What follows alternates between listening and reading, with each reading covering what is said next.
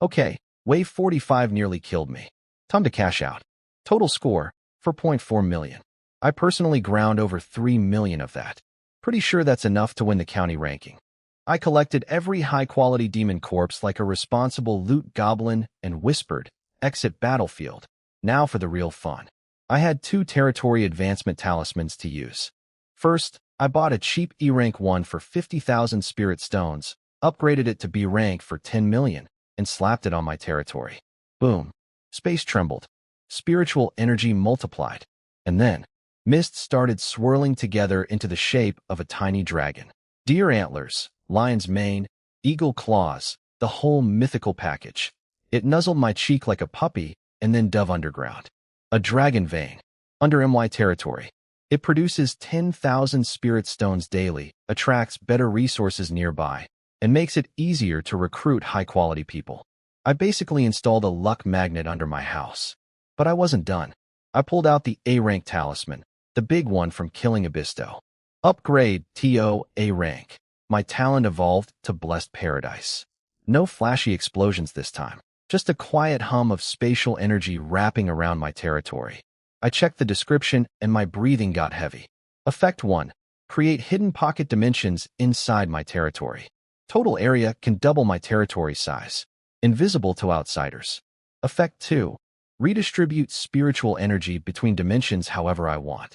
Effect 3. Change the flow of time. By burning spirit stones.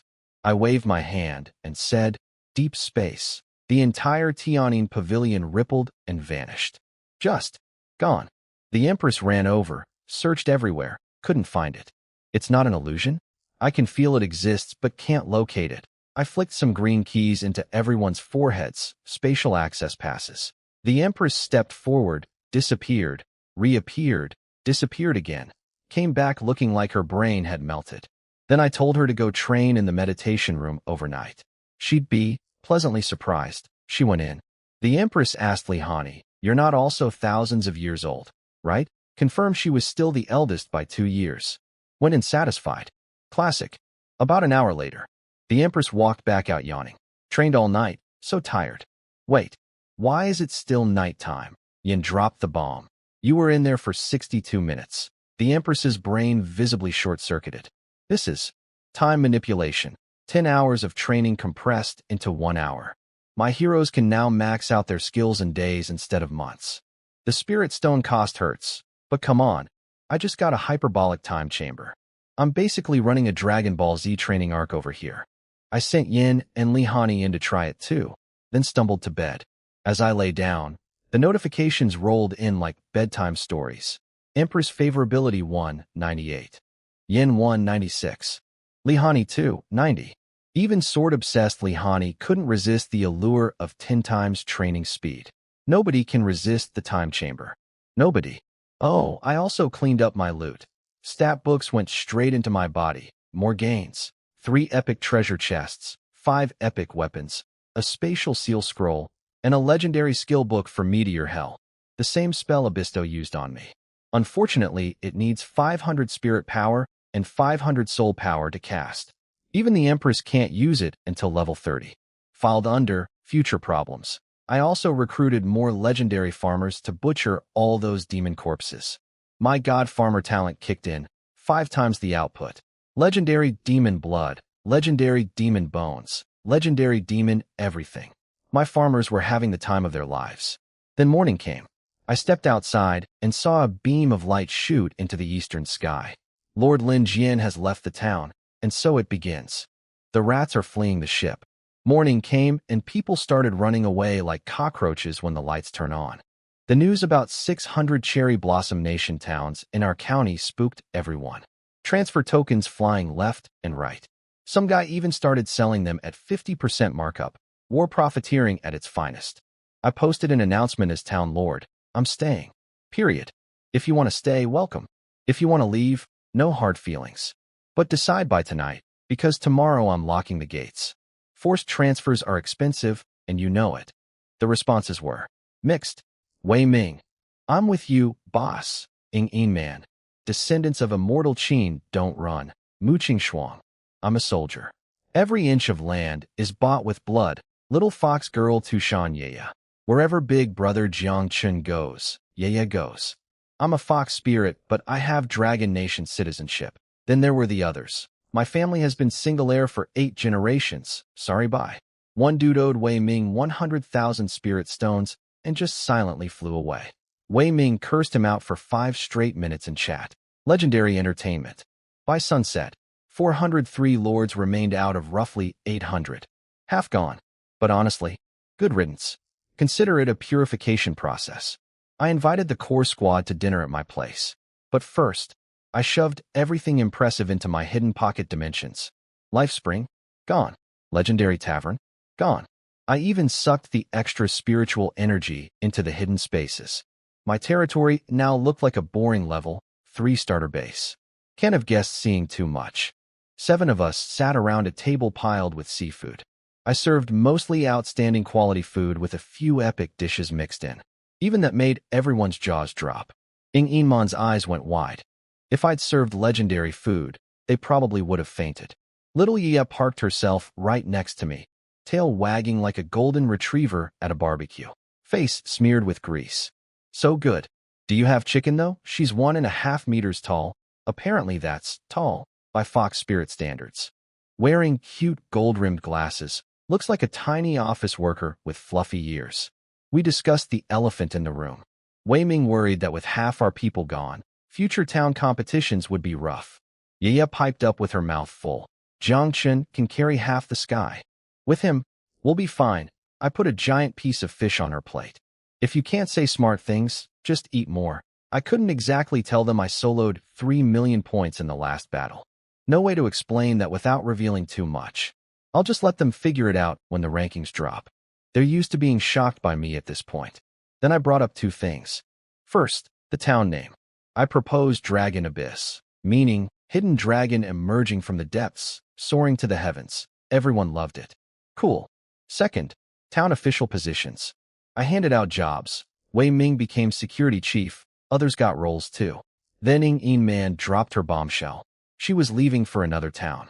I'd already guessed. It's the extra hero slot, right? She blinked. How'd you know? Only town lords get 1 hero slot. She couldn't pass that up, so she'd go claim lordship elsewhere. Smart girl. She already had a target. Town 10,000, where some immortal Qin descendants lived. But she'd stay in our county, so we'd still be allies. Chu Xia looked at me suspiciously. You're planning to be a hands-off boss, aren't you? Remove the word planning from that sentence. Then, ding, the county channel lit up. Town 10148 just completed their breakthrough. The second town in the county. I smiled. The game was getting bigger. Surprise, the second and third towns to break through were both Dragon Nation towns. Our people aren't as hopeless as everyone thought. The second town's leader, Yi Yiren, was a talented girl from White River City. Third was Xiao Wushang, a hot-tempered dude from the same city. Both had the same story. Their cowardly townspeople panicked about the cherry blossom situation and rushed to break through just so they could grab their rewards and run. Yi Yiren sighed about the ranking contest being a lost cause for our side. But Xiao Wushang mentioned some good news. Town 10010 had a guy named Zhu Yeqing, a descendant of ancient royalty and a martial merit lord. Now that caught my attention. Martial merit lords are basically madmen who dump everything into making themselves stronger instead of their armies. Late game, these guys literally punch dragons to death with their bare hands. Respect the hustle, honestly. He also has epic tier Imperial Guards. Not bad. But then Inman's intel dropped the mood. The Cherry Blossom side was importing ringers. Their leader Jinbai Yuichi was buying expensive transfer tokens to recruit powerful lords from other towns. 3 noble descendants, all heavy hitters. And that's just 1 Cherry Blossom town out of 600. Chu Xia had a bright idea. What if all Dragon Nation towns break through within 2 days? We'd grab all top 10 spots. Yi Yiren gently crushed that dream. Our towns are the strong ones. The weaker ones can't break through for at least another week. Everyone sighed. Then 2 more towns broke through, and both were Cherry Blossom Nation. Immediately, their leaders started trash-talking in the county chat. One guy named Sambin46 was spewing nonsense, and another called Takeda declared they'd conquer the entire county within a month and make everyone speak their language. Xiao Wushang nearly had a stroke arguing with them. Then, the best part, Sanben 46 set up a gambling table on the county exchange. Bets on which town wins the ranking contest. My eyes lit up like a slot machine hitting jackpot. Another betting opportunity? From Cherry Blossom Nation people? This money is going to taste delicious. See, I could just make money by crafting legendary weapons and selling them. Easy millions. But City Lord and Luashi warned me to stay low profile. So gambling, perfectly legitimate income, is my preferred method. Then Ying Man stirred up trouble by teasing little fox girl Yaya. You said Zhangchen can carry half the sky, right? Why not bet on our town? Chu Xia. Stop bullying Yaya. But Yaya puffed up her fluffy cheeks. Fine. I will. She slammed 10,000 spirit stones on Dragon Abyss Town. For pride. I internally screamed. Now my secret winnings would have to be shared with a 1.5-meter fox girl. Ying Man felt guilty and paid Yaya back the 10,000. Yaya instantly brightened. If we lose, it's your money. If we win, we split it. Ha ha ha ha. Ying Man died laughing. You're adorable. Both of them treated it as money thrown into the ocean. Then Sanben 46 spotted the bet in chat. Ha! Some foolish Dragon Nation person bet 10,000 on Dragon Abyss Town. If that town even makes top 10, I'll commit ritual suicide. Oh buddy, you have no idea what's coming. Start sharpening that sword. The Cherry Blossom guys in the chat almost started a war over Yaya's bet. Ying Man quickly claimed the bet was hers, and that she made a mistake. Crisis averted. Can't have people sniffing around for insider info when the insider is me. After the party, I sent everyone home with doggy bags of my tavern food. Technically, it's just my Tianyin disciples' cafeteria leftovers. But for everyone else, it's a tribute-boosting gourmet cuisine. Wei Ming nearly cried. Huang Xian thought he was dreaming. I also sold Ying Man an epic dragon spear for 5 million spirit stones. Quick and painless transaction. Love doing business with rich people. That night, I drank my daily life essence like a bedtime shot. 2 more bottles, and my talent hits B rank. Then I pulled out a martial arts manual I'd been saving. Time to learn a real technique. I spent 20 million spirit stones to forge the 8-9 Mystic Art, Volume 1. A-rank body cultivation technique. Originally from the Second Heavens Celestial Teaching Sect. The description was hilarious. Requires great willpower, great wisdom, and great fortune. Training is risky, enter with caution. Me, with my cheat system. Anyway, I learned it instantly. My body started transforming so intensely I groaned out loud. Then got so hungry I inhaled 5 people's worth of legendary meat like a competitive eater. Results? My physical stat jumped by 300 points. I'm level 10. My body stat is now 548. I can literally rip a dragon apart with my bare hands. At level 10, I'm basically a walking nuclear warhead disguised as a teenager. But there's a catch. This technique can't coexist with other martial arts. My beloved radio calisthenics set 9? Gone. Erased from my skill sheet. Rest in peace, old friend. You served me well. I briefly considered giving this technique to the Empress and all my troops, but nah. It's too resource-hungry and blocks all other techniques. Would basically brick their development. This cheat is for me only. Slept like a baby. Woke up feeling like a god. Checked the county channel. Overnight, 11 towns had broken through. Almost all Dragon Nation. The Cherry Blossom side was clearly holding back their strongest towns, buying time to farm points for the ranking contest. Smart strategy. Too bad they're competing for second place. Next order of business. My Town Lord exclusive building, the Anywhere Door. Upgrade to level 3. 3 shared teleportation gates that can reach anywhere within 300 kilometers of town. I opened them up at discount rates for everyone. The town chat exploded. 3 doors? The boss is insane. If those cowards who left yesterday could see this, they'd be crying. Long live the boss. Long live the boss. People were literally chanting. Over teleportation doors. I love this job. Then I opened my personal Anywhere Door, 5 meters tall, aimed it at a spot 400 kilometers away, and looked through at an endless grassland stretching to the horizon. The outer domain. Uncharted territory beyond the town borders. I cracked my knuckles. Empress, Yin, Hani, all dragons, goddess warriors, Tianyin elites. Let's ride.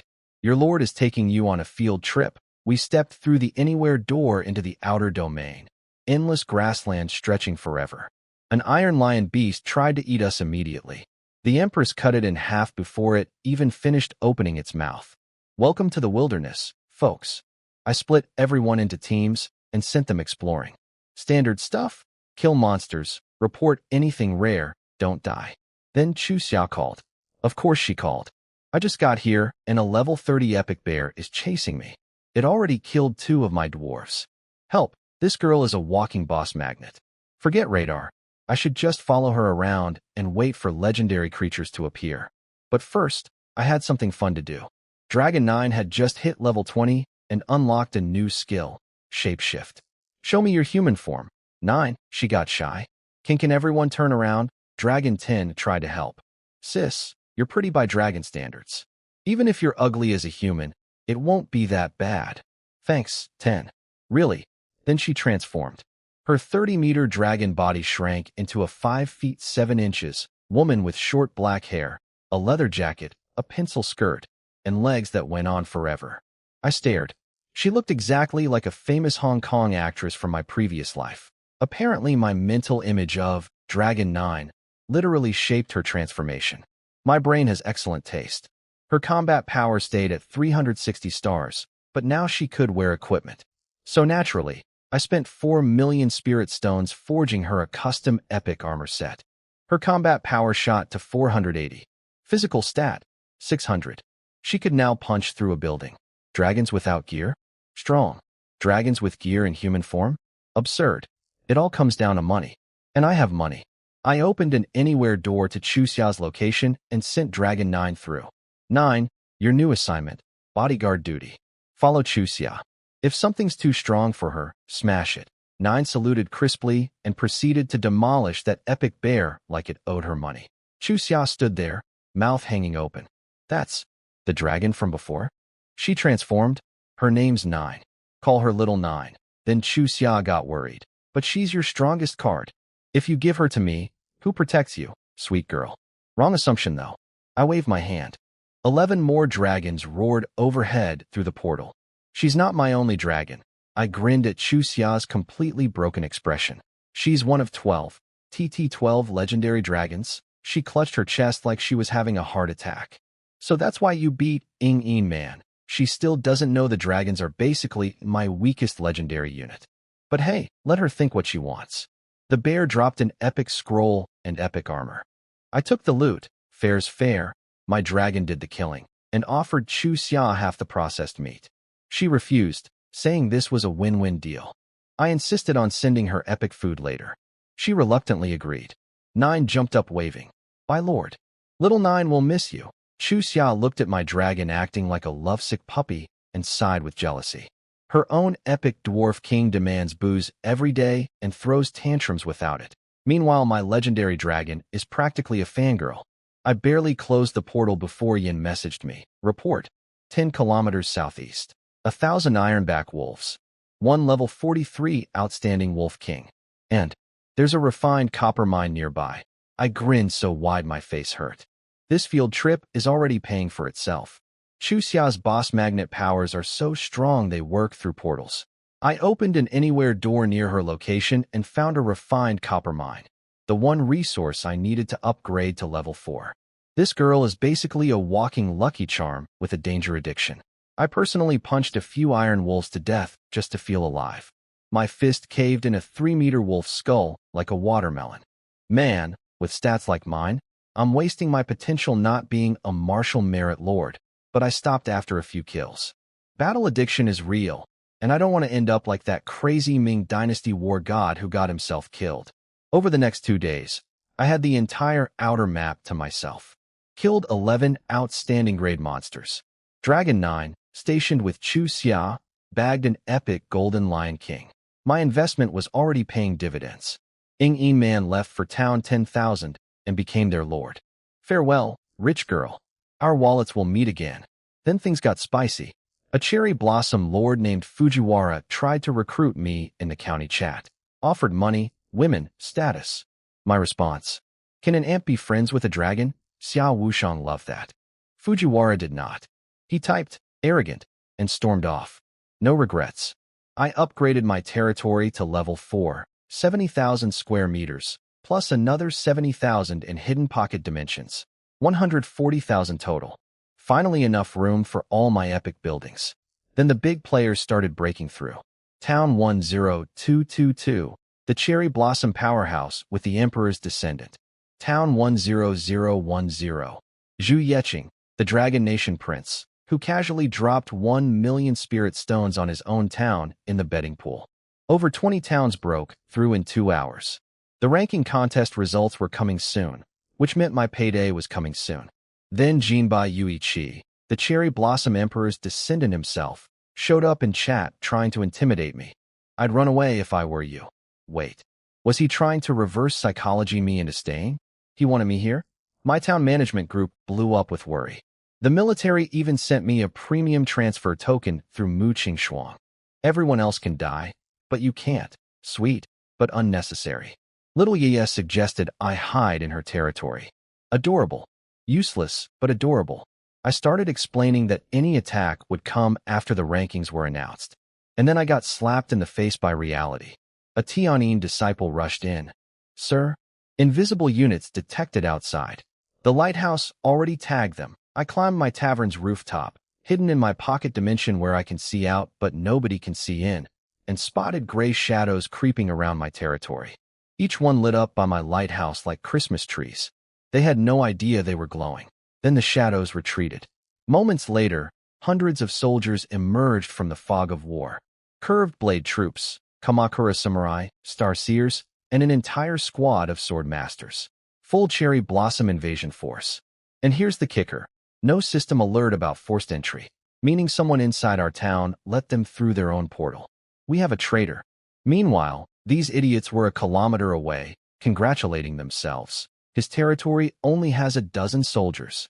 His main forces are all in the outer domain. He doesn't even have a watchtower. Ha! If we capture him alive, Lord Jinba will make us his inner circle. Nice street lamps, though. Think we can steal the blueprint.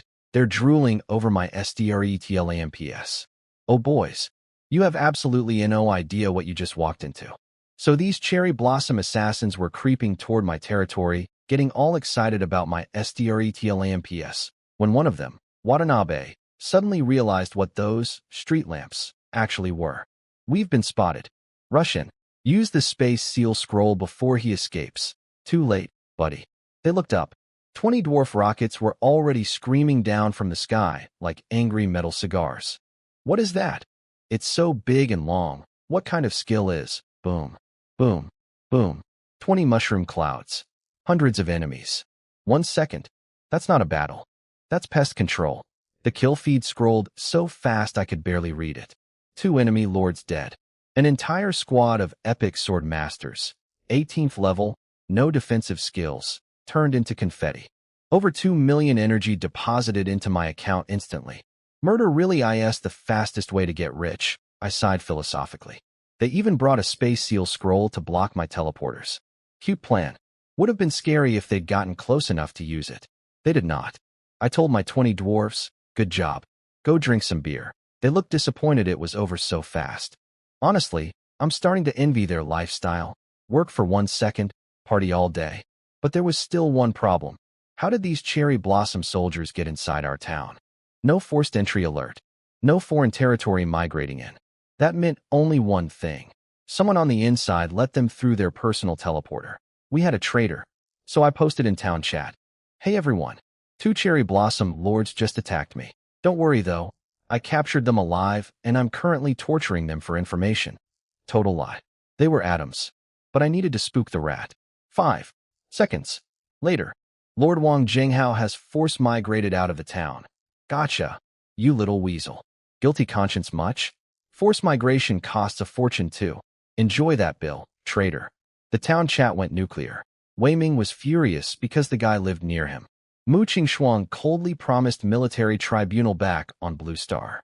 And Yaya, bless her fluffy heart, went on a history lesson. His surname is Wang, just like that famous World War II traitor.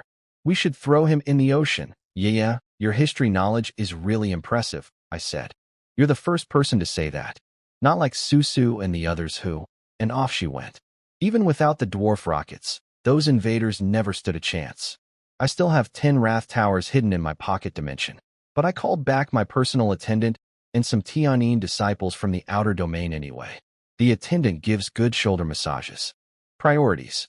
Meanwhile, across the county, the guy who sent these idiots, Jinba Yuichi, was having a fancy dinner party with 3 noble cherry blossom lords. Geisha dancers, elegant wine glasses, the whole villain setup. By tonight, he smiled smugly. You'll see Jiang Chun kneeling at our feet. He raised his wine glass for a toast. Then his notification screen lit up. Your sword master was killed by Jiang Chun. Your sword master was killed by Jiang Chun. Your sword master was killed by Jiang Chun. Your sword master was killed by Nanny. His wine glass never made it to his lips. Chef's kiss. Absolutely beautiful timing. Meanwhile, at Jinba Yuichi's villain headquarters, chaos was unfolding. His lackey burst in sweating buckets. Sir, Watanabe and Matsushita are dead. How? He said the territory was empty. I don't know, sir.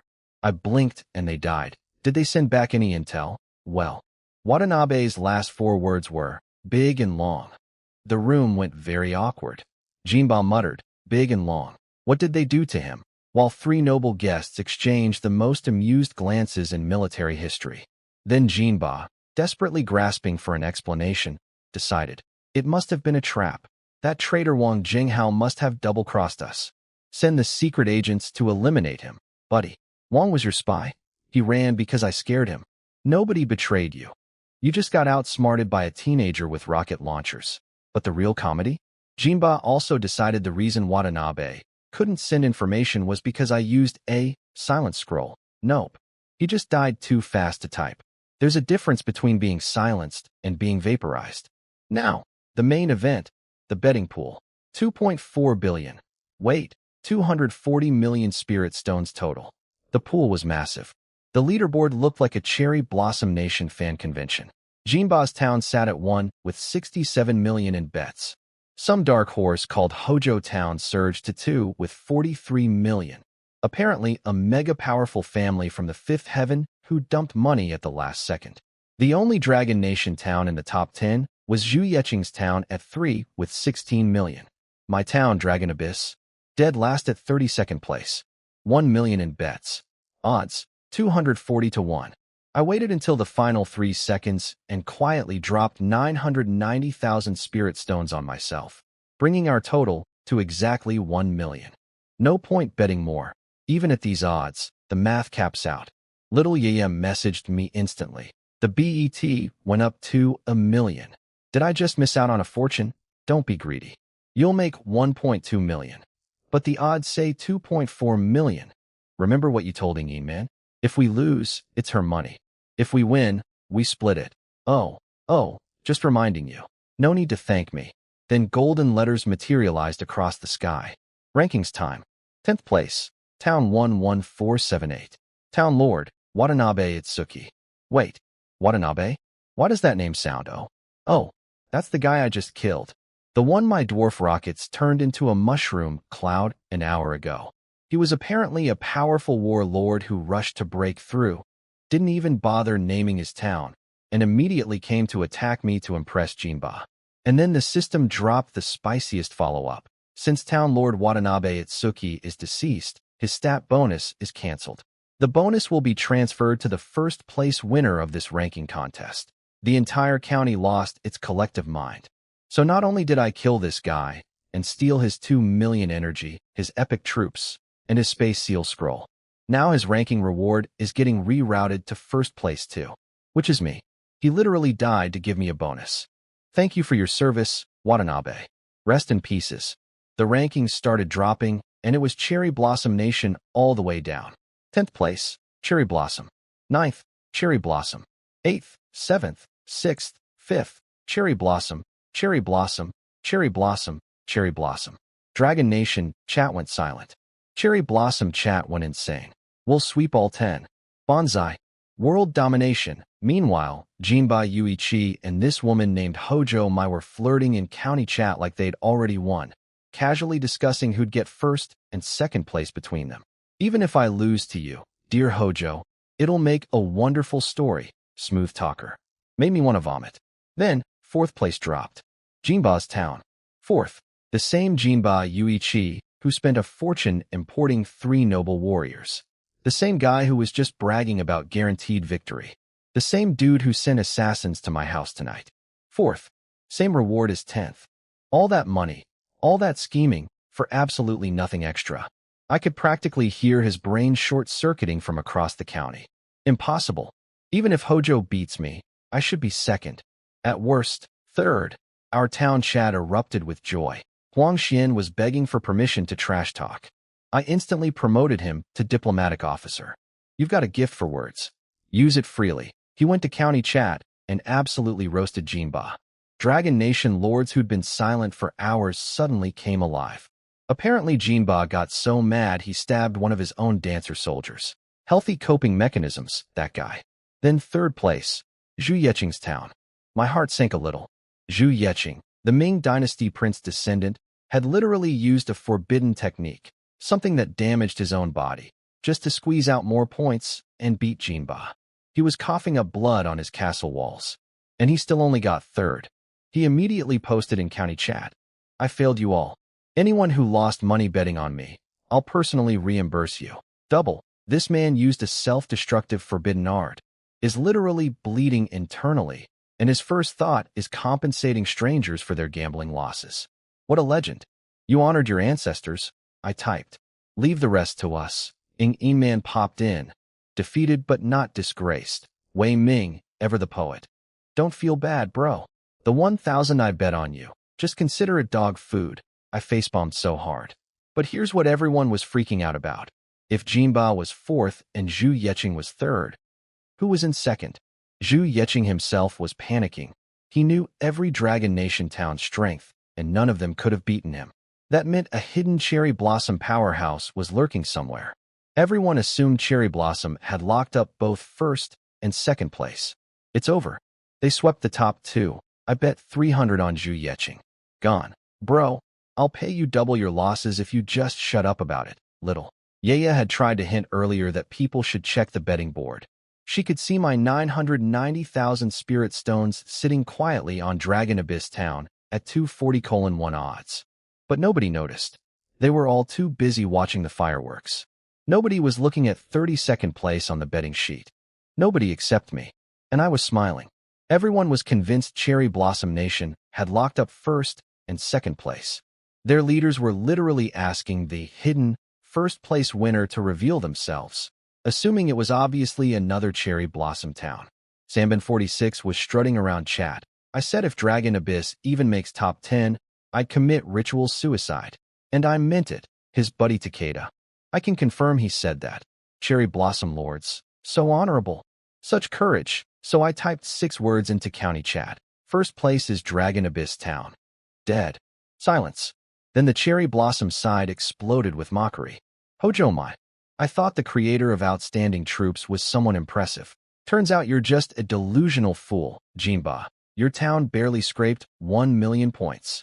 You've lost your mind. Fair point about the 1 million. That traitor Wang Jinghao was still in the battlefield when we hit that number, so of course he reported it to Jinba. What nobody knew was what happened in the 30 waves after everyone left. My own town chat went quiet too. Painfully quiet. Wei Ming, boss. That's a really big claim. We can't exactly back you up here. Then Ing Man popped up in county chat with a single word that nearly made me spit out my life water. F. Chuxia. I've never seen Ing Man swear before. What happened? I knew exactly what happened. She'd just looked at the betting board and seen 990,000 spirit stones sitting on Dragon Abyss Town. And she knows me well enough to know who placed it. Yeah, who'd been trying to get people to check the betting board for the last hour, finally got heard. Wei Ming found the bet.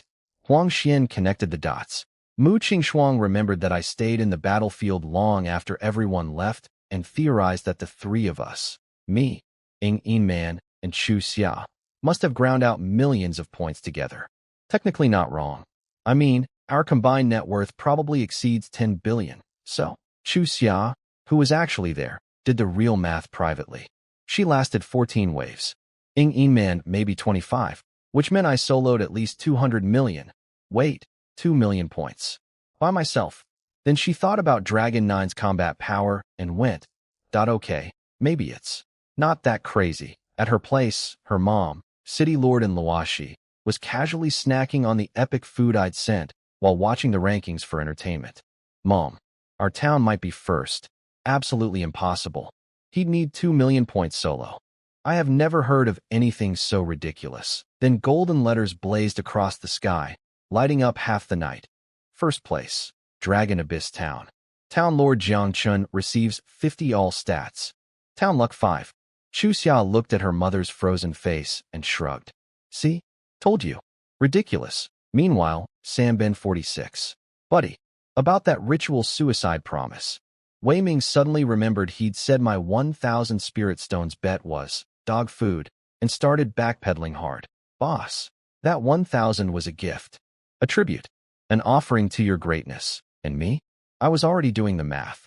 240 million spirit stone prize pool. 240 to 1 odds. My 100 million was about to become.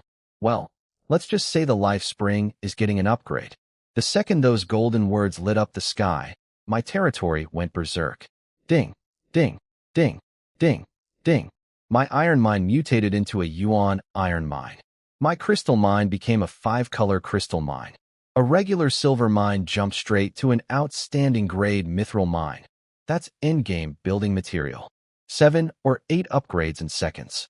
5 points of town luck hit like a slot machine jackpot that won't stop paying. Across the entire town, every lord's resources were transforming. The chat was basically a party. My mine mutated. I have rare resources. A rare boss just attacked my mine, and I'm happy about it. Did the drop rates go up too? Yes, they did. Long live Boss Jiang. Long live Ing Inmon. Long live Chuxia. Imagine being one of the losers who transferred out yesterday. Their intestines are probably turning green with regret right now. Meanwhile, Chu Xia's mom, City Lord in Lawashi, was sitting in her daughter's territory eating MY food, staring at the sky with her mouth open. This isn't scientific. He must have other trump cards beyond the outstanding troops. Chu Xia, vibrating with excitement. Who cares? He's a freak of nature. Nothing surprises me anymore. Smart girl, her mom. She told Chu Xia not to correct people's assumption that the three of us ground out the points together. Let Jiang Chun owe you that favor. Clever woman. I do appreciate it. Keeps the target on my back smaller. Ing Inman messaged me privately with a whole analysis. She figured out my secret involves spending massive spirit stones, which is why I was so desperate for the bet money. She even connected it to the public theory that I create troops through whale spending. Honestly, pretty accurate. Girl's got brains. Then she ended with, good job, little Jiang. Keep it up, little Jiang. I started typing. Listen here, you 18-year-old brat. Stop acting like a wise elder. Then deleted it. Can't go exposing the granddaughter of the first emperor over a nickname. What if Grandpa Qin Shi Huang comes knocking? No thank you. I've lived 2 lives, I told myself. I will not argue with a teenager. The best part about all of this? Dragon Nation lords across the county got a massive morale boost. People who were about to flee with transfer tokens decided to stay. Turns out everyone wants to be a hero. They just needed someone to prove it was possible. Then something only I could hear. Town luck increased. Dragon Vein evolution initiated. Current progress, 5%. Dragon Vein buffs enhanced. New Dragon Vein effect unlocked. My little spirit. Dragon, the tiny mythical creature living under my territory, burst out of the ground, zoomed circles around me like an excited puppy, and nuzzled my cheek. I could literally feel its happiness radiating into me.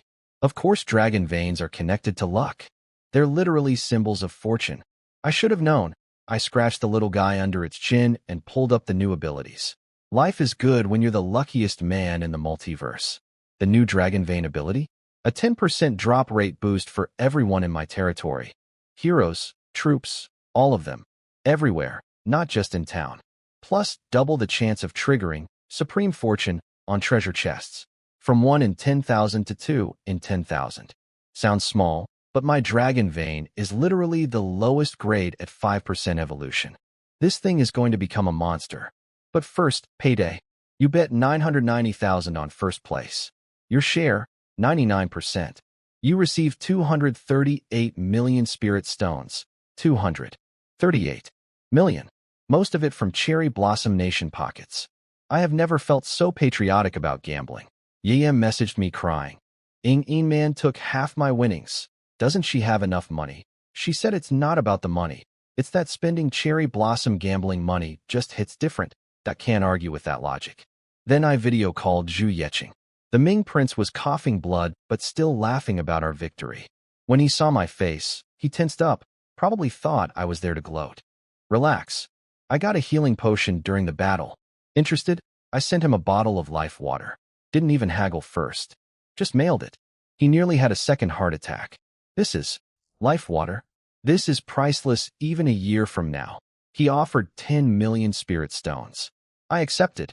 Normally, I'd never sell something this suspicious, but the guy used a forbidden technique that's eating him alive just to beat Jinba for Dragon Nation's honor. He deserves it. After we hung up, I'm pretty sure he didn't drink it. That maniac is probably saving it so he can use his self-destructive technique again next time. Absolute psychopath. I respect it. Now the best part of the evening. County chat was in shambles.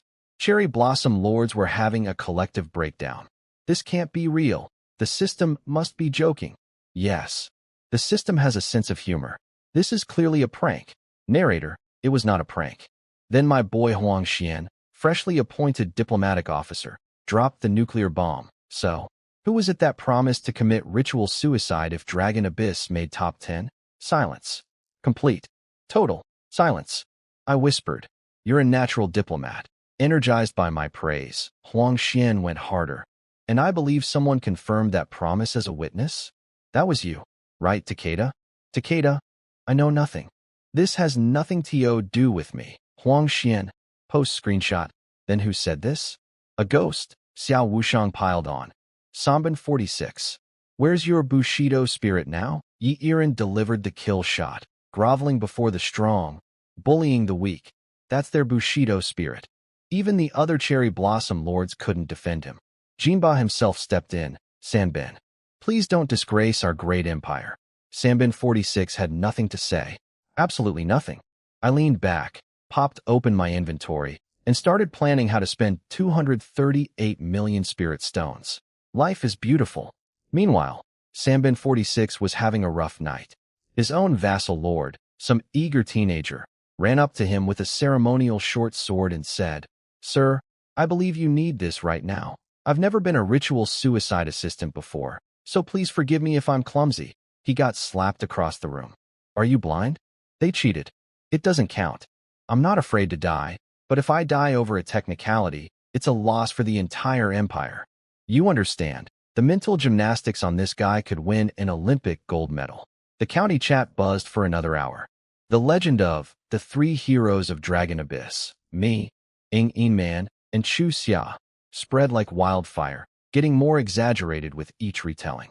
Sure, let them believe whatever they want. The more credit gets spread around, the less attention lands directly on me. Now midnight. Time to spend. My goddess warriors had been grinding in a place called Crystal Valley, so I opened an anywhere door to check in. There was Cynthia, hacking apart crystal wolves under the moonlight like an absolute workaholic. You deserve a raise. Goddess warriors are my only extreme stat troops. With 238 million fresh spirit stones burning a hole in my pocket, they get priority, even above my 3 legendary heroes. I pulled out a stack of troop soul crystals and went to town. Epic 4-star. Legendary 1-star. Legendary 2-star. Legendary 3-star. Cynthia's aura kept climbing until the temperature around her rose several degrees. At 3-star legendary, she reported that pushing further would mess up her extreme stat ratio. Perfect. That's actually better than I hoped. Her physical stat? Over 1,000. At level 20, she could body a fully equipped Dragon 9 multiple times over. That's what extreme stat troops are about. Raw numbers don't tell the full story. It's about having all your power concentrated in one direction like a laser beam. I upgraded all 12 goddess warriors to legendary 3-star.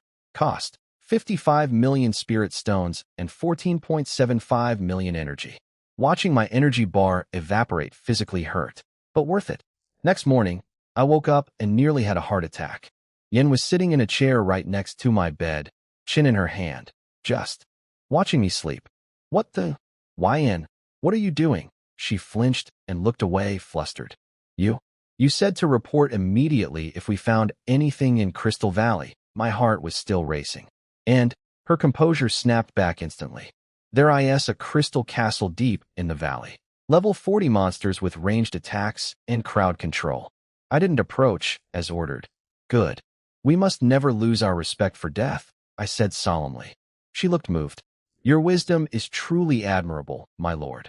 What she doesn't know is that I'm just terrified of the 2.7 million energy it costs to resurrect her at full price. Respect for death? More like respect for my wallet. Then I checked town chat and jumped out of bed so fast I barely got dressed. Chu Xia had posted, "Good news. A Hall of Reputation spawned near my territory. Come quick if you want to exchange stuff." A Hall of Reputation. Those things can vanish at any moment. YN. Gotta go. We'll talk about the castle later. I ripped open an anywhere door and sprinted through. That girl's boss magnet ability is genuinely supernatural. At this point, I'm convinced she's not finding rare spawns. Rare spawns are finding her. The Hall of Reputation was a gorgeous snow-white building, 10 meters tall. I stepped through my anywhere door and found basically the whole squad already there. Chu Xia, yeah, Wei Ming, and even Ying Man had come back from her new town. Welcome home, I grinned. Ying Man grumbled. How does Chu Xia stumble into every rare building? It's unnatural. The exchange list was incredible. Thousands of items, way better than any merchant I'd encountered. Everyone got their own personalized menu, so we all started shopping like it was Black Friday. I grabbed seeds, wheat, pumpkins, fruits, vegetables, dirt cheap. Then I snagged the real prizes, silent scrolls and space seal scrolls. The classic, murder someone and they can't even call for help, combo pack. I bought all of them. For defensive purposes, obviously. Then I spotted it at entry 588. Fortune gambling token. 300 reputation points each. Stock, too. Yesterday, I was literally thinking about how to steal other towns' luck points. Today, the universe puts 2 tokens in my shopping cart. I grabbed both without blinking. Ying Man screamed when she found a legendary hero soul on her list for 10,000 reputation. That's highway robbery. Then she slammed the list shut. I'm saving every point. Meng Tian is getting that legendary upgrade if it kills me, while we were happily shopping. Across the county, Jinba Yuichi was having a villain meeting. He'd figured out Chu Xia had a dwarf king's palace, an epic building that spawns mountain kings. He invited the Hojo triplets, yes, 3 identical sisters who used a blood technique to spawn together, cheaters, to discuss conquering our town. But Jinba's real play? He pulled out a fortune gambling token of his own and used it. On MY Town, Dragon Abyss only has 400 lords left. 1,000 versus 400. We can't possibly lose. Hojo Mai was furious because she wanted that token. But Jinba used it right in front of her face just to show off. She sat there seething while he laughed. Back at the hall, Yeye complained that the building was disappearing too fast. Does it matter? I said without looking up. It's not like you have much reputation to spend anyway. Her face turned red. Chu Xia scolded me. You're as bad as Ying Man. Always bullying Yeye. Then Yeye fired back sweetly. If you keep being this much of a dense guy, you'll end up with 8 boyfriends instead of girlfriends. My smile froze. This fox has fangs. Then Wei Ming pointed at the sky. What's that? A golden light was rocketing toward us from the west, growing from a dot to a dinner plate in seconds. Chu Xia went pale. That's a fortune gamble challenge. I finished her sentence. Fortune gamble. But here's the thing. She was terrified. We only have 400 lords against their 1,000. I was thrilled. Someone was literally delivering luck points to my doorstep. Because the defender gets to choose the competition category. Golden letters appeared in the sky. Jinba Town challenges Dragon Abyss Town to a fortune gamble. Dragon Abyss Town selects the challenge category. Options: Troop Combat Power/Agriculture Index/Resource Gathering. Time to choose: 10 minutes. I looked at the 3 options. Troop Combat Power? I have legendary 3-star Goddess Warriors and 3 legendary heroes. Agriculture? I have legendary farmers with 5x output and the God Farmer talent. Resource Gathering? I have mutated mines, dragon vein bonuses, and 10% drop rate buffs. Every single option is a guaranteed win. Jinba, my friend. You just walked into a casino where I own every table, every dealer, and every deck of cards. This wave? Absolutely, completely, utterly secured. The fortune gamble rules are simple. The attacker picks the stakes, the defender picks the game. 3 random categories appeared, and I get to choose. My townspeople were panicking. We only have 400 people against 1,000. We're doomed. But then they started brainstorming and landed on Agriculture Index. Everyone rushed to the Hall of Reputation to buy seeds before it vanished. Chu Xia offered her medium-grade spirit stones to help fertilize fields. People were rallying like it was wartime, which, technically, it was. I selected agriculture. Then Jinba revealed his bet, 3 points of town luck. He was so confident he overdrafted his own town's luck by 2 points, the maximum allowed. If he loses, his town goes into negative luck. Resources downgrade. Rare spawns disappear. Everything turns to garbage. I silently observed 3 seconds of mourning for his town, then moved on. County chat went ballistic. Every Dragon Nation lord was offering help, seeds, spirit fields, premium farmer tokens. Ying Man wanted to teleport an entire farming lord into my town. Zhu Yeqing was rage-buying fortune gamble tokens to retaliate. Even Sambin 46 crawled out of hiding to declare, if Dragon Abyss wins this one too, I'll definitely commit ritual suicide. Buddy, we've been through this. And naturally, he opened another betting pool, which meant another payday for me. This guy is my personal ATM at this point. Jinba was being annoyingly smart though, buying up every seed and spirit field on the market. 400 cherry blossom towns had broken through by now, feeding him resources. Our 400 lords couldn't compete with that supply chain. After the Hall of Reputation faded, I gave everyone a little speech. Win or lose, no pressure. Just do your best. Very inspirational. Very humble. Very fake, because I already know we're winning. Chu Xia said suspiciously, you seem awfully calm. I believe in us. I slapped her shoulder and left. Back home, Yin asked, how confident are you? With my most loyal subordinate. No reason to lie. 100%, she blinked. Then I got to work. I waved my hand and carved out a 1,000 square meter pocket dimension just for farming. Activate 10x time acceleration. Set spiritual energy concentration to maximum. 100 times normal. So while Jinba is out there buying seeds from 400 towns like a desperate farmer at a wholesale market, I'm growing crops in a pocket dimension where 5 days pass in 12 hours, drenched in spiritual energy so dense you could swim in it, tended by legendary farmers with 5x output bonuses. He brought a garden hose to a fight against a tsunami. This isn't even going to be close. I dumped 30 million spirit stones into crafting 10 premium spirit fields and epic-grade seeds, including dragon tooth rice, which literally needs dragon energy to grow. Good thing I have a dragon vein under my house. What are the odds? Oh right, me. The odds are always good. My legendary farmers were doing backflips. Sir, with this soil and energy density, the crops will mature in 40 days. 40 days? I have 5 days. Crank time acceleration to 17x. 5 real days equals 85 days inside the farming dimension. 2 full harvests. Cost me another 10 million spirit stones in time fuel, but I'll make it all back on Sambin's betting pool anyway. Agriculture index before I started, about 1,000. After planting, 12,250. And that's before anything actually grew. Meanwhile, Jinba published his agriculture score in county chat, 54,238 after 2 days. Total power move. I'll update every day at noon. He was trying to crush our morale. Chu Xia called me worried. His score is 5 times ours. Don't stress. And don't ask me our score. Don't tell anyone. Just farm like your life depends on it. She gritted her teeth. Even if we lose, we'll make them work for it. Adorable. She doesn't know I've already won. That afternoon, I took my squad to scout the Crystal Castle, a level 9 enemy territory deep in Crystal Valley. We fought through crystal foxes, crystal spiders, crystal wolves, even a swarm of crystal bats that blotted out the sky. Then the castle itself spoke. A giant woman's face materialized on the wall, 50 meters wide. Why do you invade my domain, human? The Crystal Mother. I clapped my hands like a kid on Christmas. I knew it. Yin got hyped. She looks strong, sis. I turned to her. Did you just call her sis? You sound like Liang Bing. Yin froze. You know the Apocalypse King? The Empress asked the practical question. Can we beat her? Nope. She's basically immortal inside her crystal mine. The higher quality the crystals, the stronger she gets. She never leaves. Then why do you look so happy? Because she has a passive skill called crystal animation.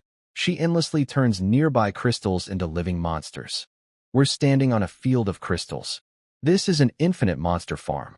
We never have to go looking for things to kill again. The Empress's eyes lit up like someone just told her Christmas comes every day. I waved at the crystal mother. You do your thing, ma'am. We'll just hang out nearby. Even better, I spotted crystal maidens inside the castle.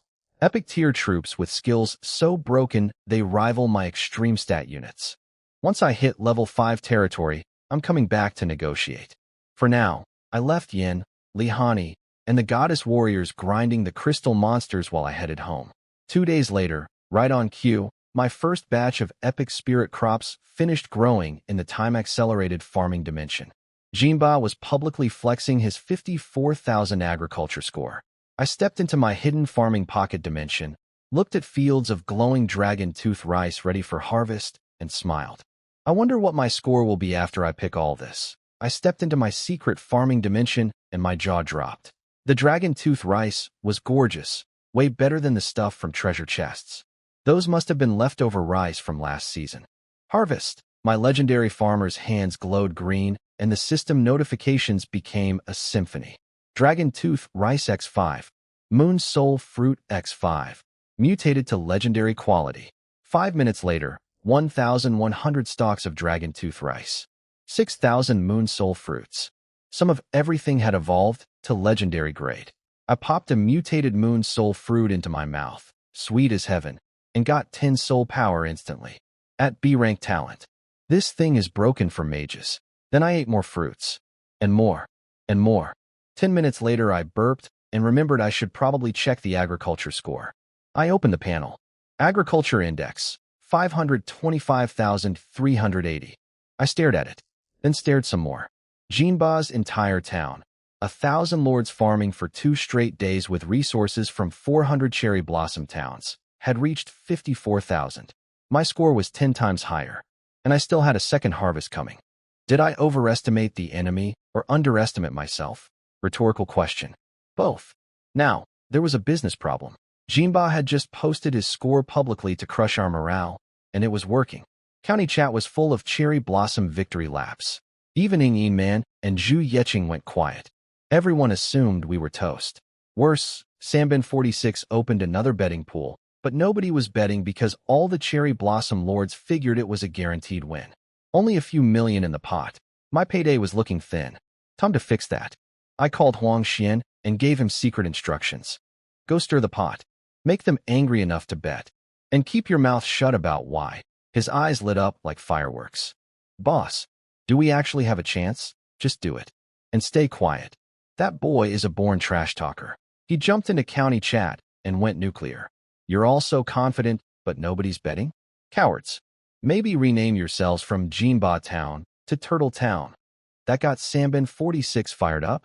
Everyone, we can't let the Dragon Nation mock us. I'm betting 100,000. The pot started growing.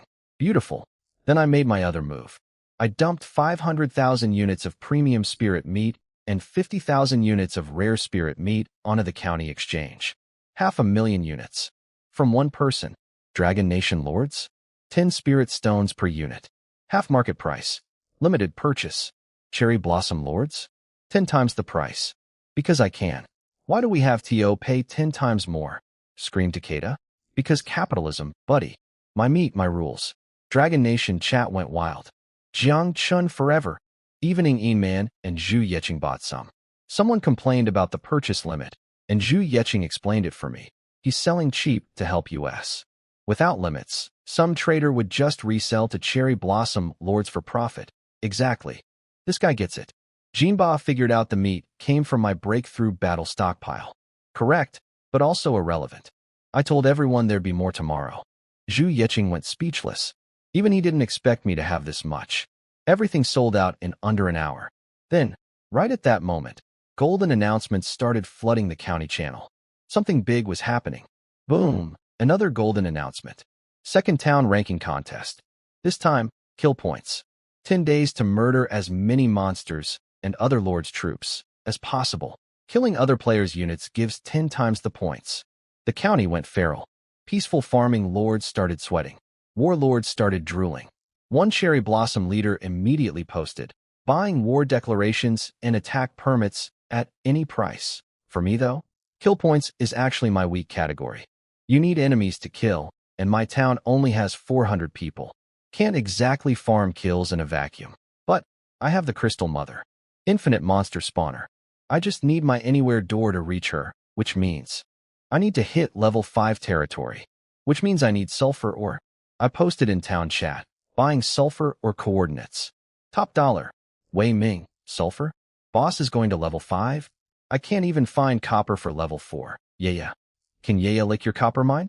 Omega, nobody had sulfur. So I called my personal lucky charm. Chu Xia, go explore some high-level maps with Dragon 9.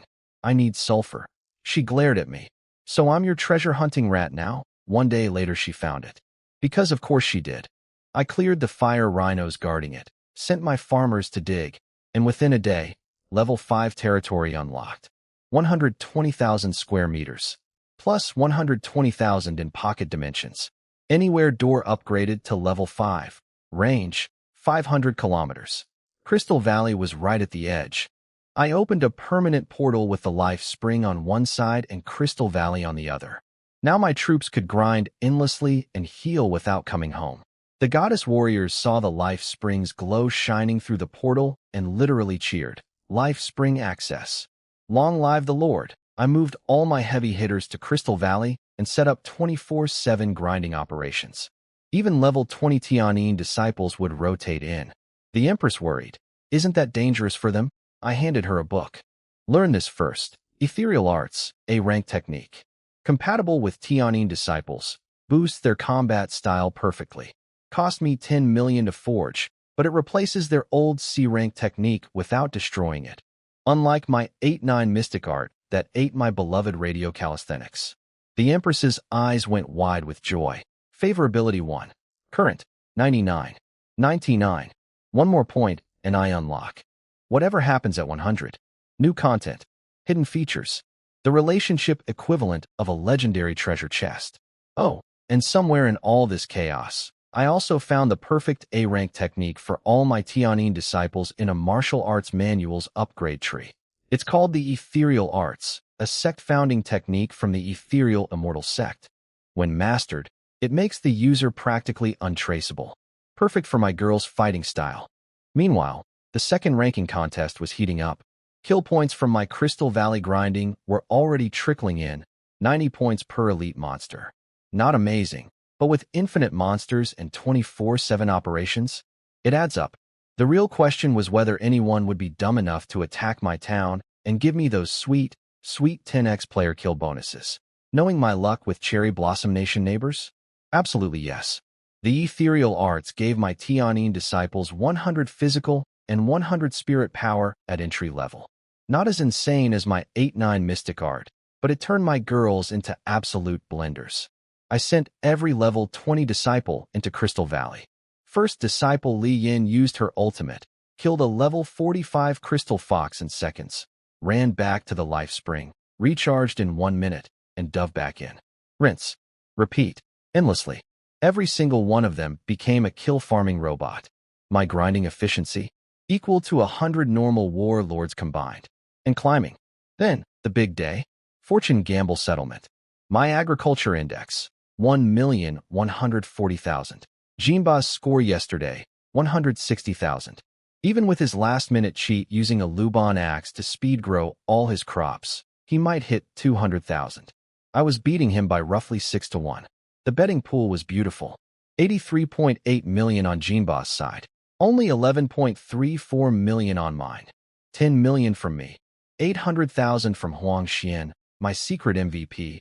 1 million from Ying Yi Man, who sniffed out Huang Xian's suspicious behavior, and 100,000 from Yaya, who immediately cried about not betting more.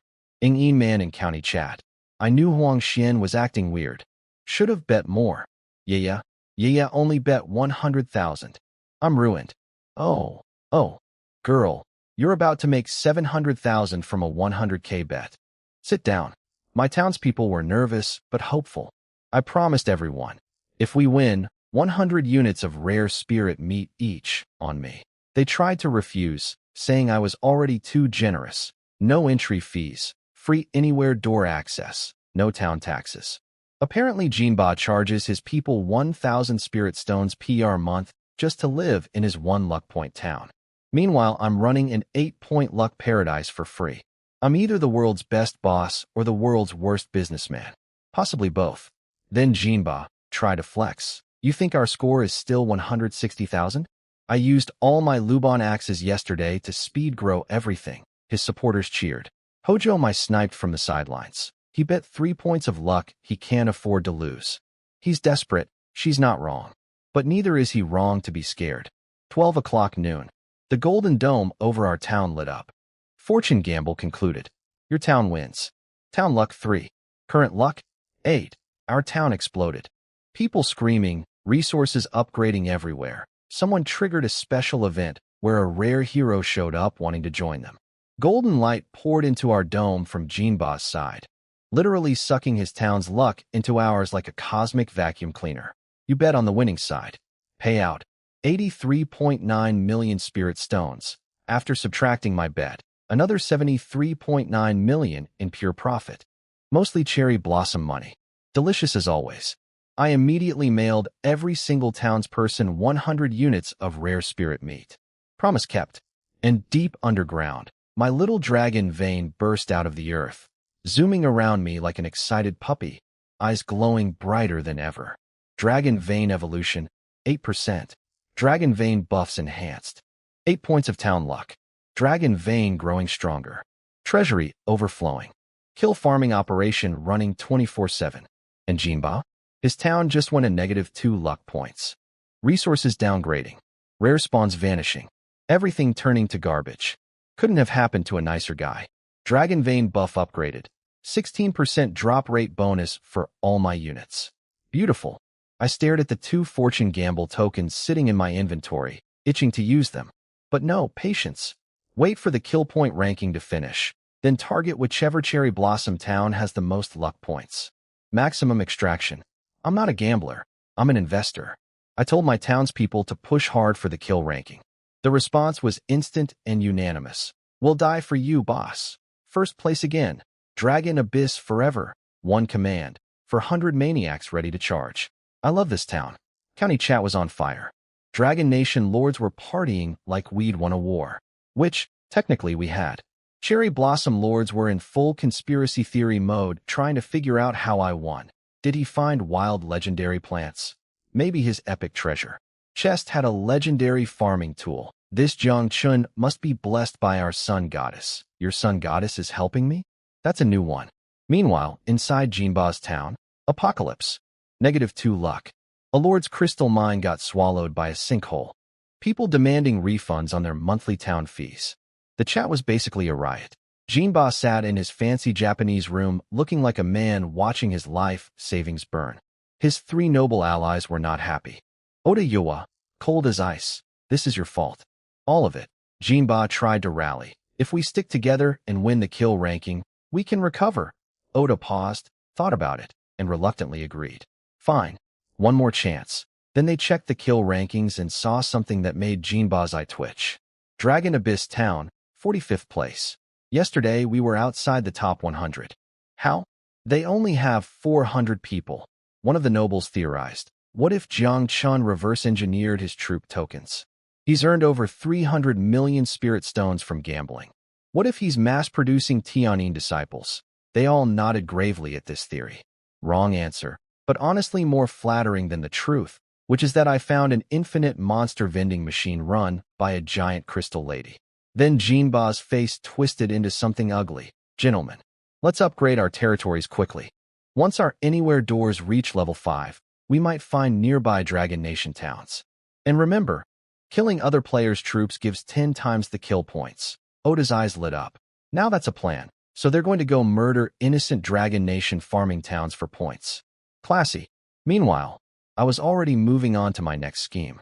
I walked through the anywhere door into Crystal Valley, marched up to the Crystal Castle with my full entourage of legendary heroes and warriors, and called out, Crystal Mother, I'd like to make a deal. Time to go shopping for crystal maidens. Because why fight the infinite monster factory when you can become business partners with it? I walked up to the crystal castle and yelled, "Hey, Crystal Mom, let's do business." Her massive face rippled across the castle wall, looking annoyed. "You've been slaughtering my children for days, and now you want to trade? Lady, your children respawn infinitely. You literally don't care about them. I know your species has the emotional range of a refrigerator." I pulled out a blue crystal stone. Epic grade material. SEA blue crystal, she gasped. "Got your attention now, huh? Can we talk?" She's cold, not stupid. "You want crystal troops? Crystal maidens?" Specifically, absolutely not. "They are my daughters." Classic negotiation tactic. Play the family card. Translation, the price just went up. "So, we need to add more." I pulled out a milky white legendary crystal stone. Holy crystal stone. Her eyes went full cartoon hard eyes. These legendary stones aren't just food for her. Collect enough, and she can evolve. That's like offering someone a bite of immortality. After haggling like we were at a flea market, we settled. 20 holy crystal stones per crystal maiden egg. I walked home with 12 crystal eggs. One squad's worth. Not bad for day one. Now here's where it gets spicy. I checked the eggs. They can be upgraded with my forge ability. A regular egg spawns an epic crystal maiden. An upgraded egg spawns a legendary one.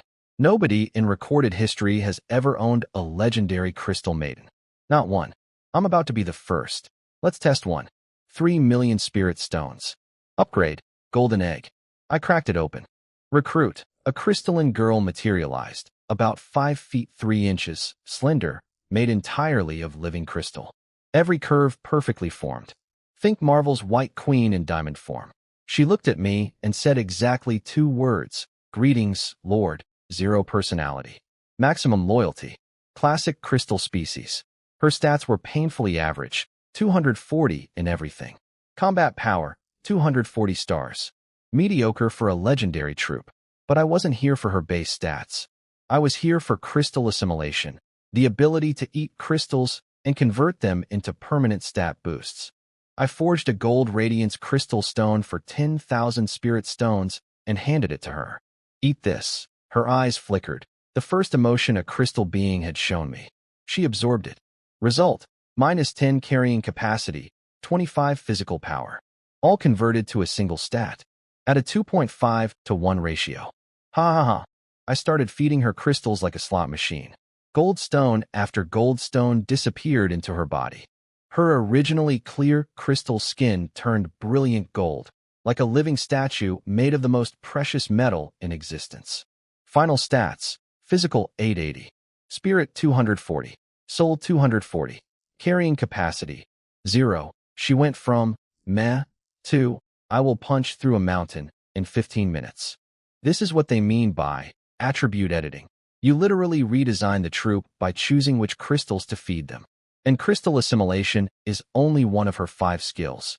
She also has crystal illusion, crystal ray, crystal storm, and, the big surprise, transformation arts, which is the crystal mother's own signature ability. A legendary crystal maiden with the crystal mother's technique. I may have just created a monster. Time for a field test. I opened a second anywhere door to a place called the Desolate Highlands. Untouched wilderness full of orcs and trolls. Grabbed my 2 bodyguard disciples and stepped through with my golden girl, freshly named Crystal One. We barely set foot outside when a dozen 3-meter trolls came screaming at us waving spiked clubs. Perfect timing. Let's see what she can do. Crystal One, kill everything. Fast. Yes, Lord. Her dainty little arms stretched into 3-meter-long golden blades thinner than paper. One swing. A level 48 troll froze mid-charge. A red line appeared from his skull to his crotch. 3 seconds later, he fell apart like a split watermelon. Organs everywhere. This elegant crystal princess was a murder machine. Now try a blunt weapon. Her left hand morphed into a golden spiked club twice her height. Wham! Troll pancake. Magic attack. Crystal ray shot out, turning trolls into crystal statues mid-step. Now transform into a blood crystal bat. She melted like a candle, reformed into a 10-meter crystal bat, and rocketed into the sky. My 2 bodyguard disciples stood there with their mouths hanging open. The transformation skill lets her become any crystal creature she's consumed. Spider, fox, Wolf, Bat, keeping her insane stats, but gaining their abilities. Sky, Land, Sea, this girl can do it all. This is the troop I've been dreaming about, I whispered. I upgraded all 12 crystal maidens. 6 got fed soul crystals to become magic specialists. The first one, now permanently golden from head to toe like a living Oscar trophy, was my physical powerhouse at 880 body stat.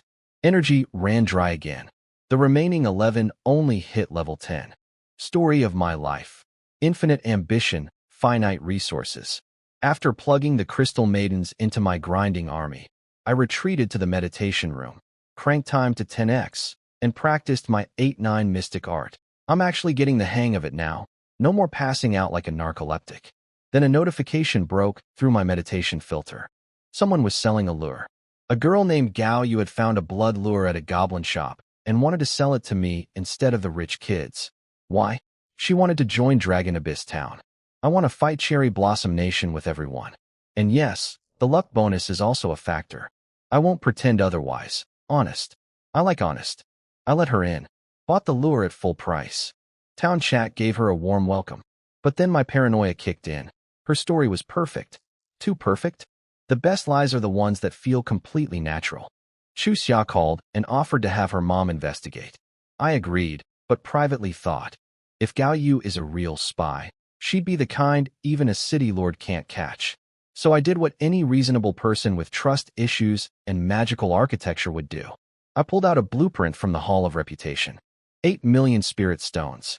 Upgrade path 3 to 6, mind control tower. Because the best security system isn't guards or walls. It's knowing what people are thinking. Trust but verify? Nah.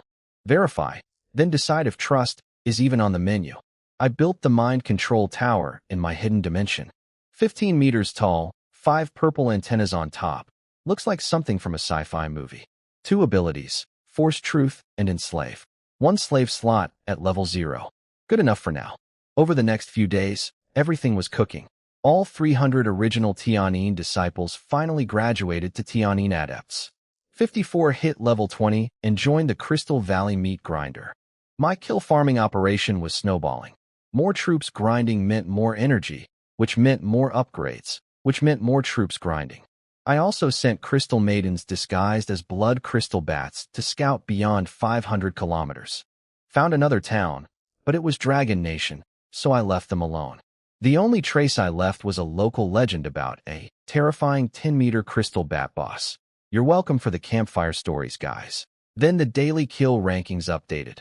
First, Old Qin Town, 52.38 million second. Hojo Town, 51.52 million third. Jinba Town, 42.11 million 10th.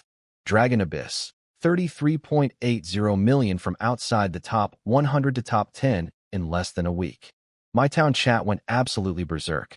Ing Yi Man was running Old Qin like a professional gaming sweatshop, dumping hero tokens and troop tokens on her Qin descendants like candy, even relocating their real-world game portals to a single location. Basically built an offline grinding factory. That girl is terrifying when motivated. Zhu Yeqing's town was only 8th though. Poor guy. His biggest weapon is himself, and one person can only kill so many monsters per day. For days left, I needed to hit level 6 territory and use that blood lure. If my grinding speed kept accelerating, I could overtake Old Qin for first place. But I needed a gem mine for level 6. So naturally, I called my personal treasure detector. Chu Xia had been solo exploring level 40 maps with 6 dragons for days.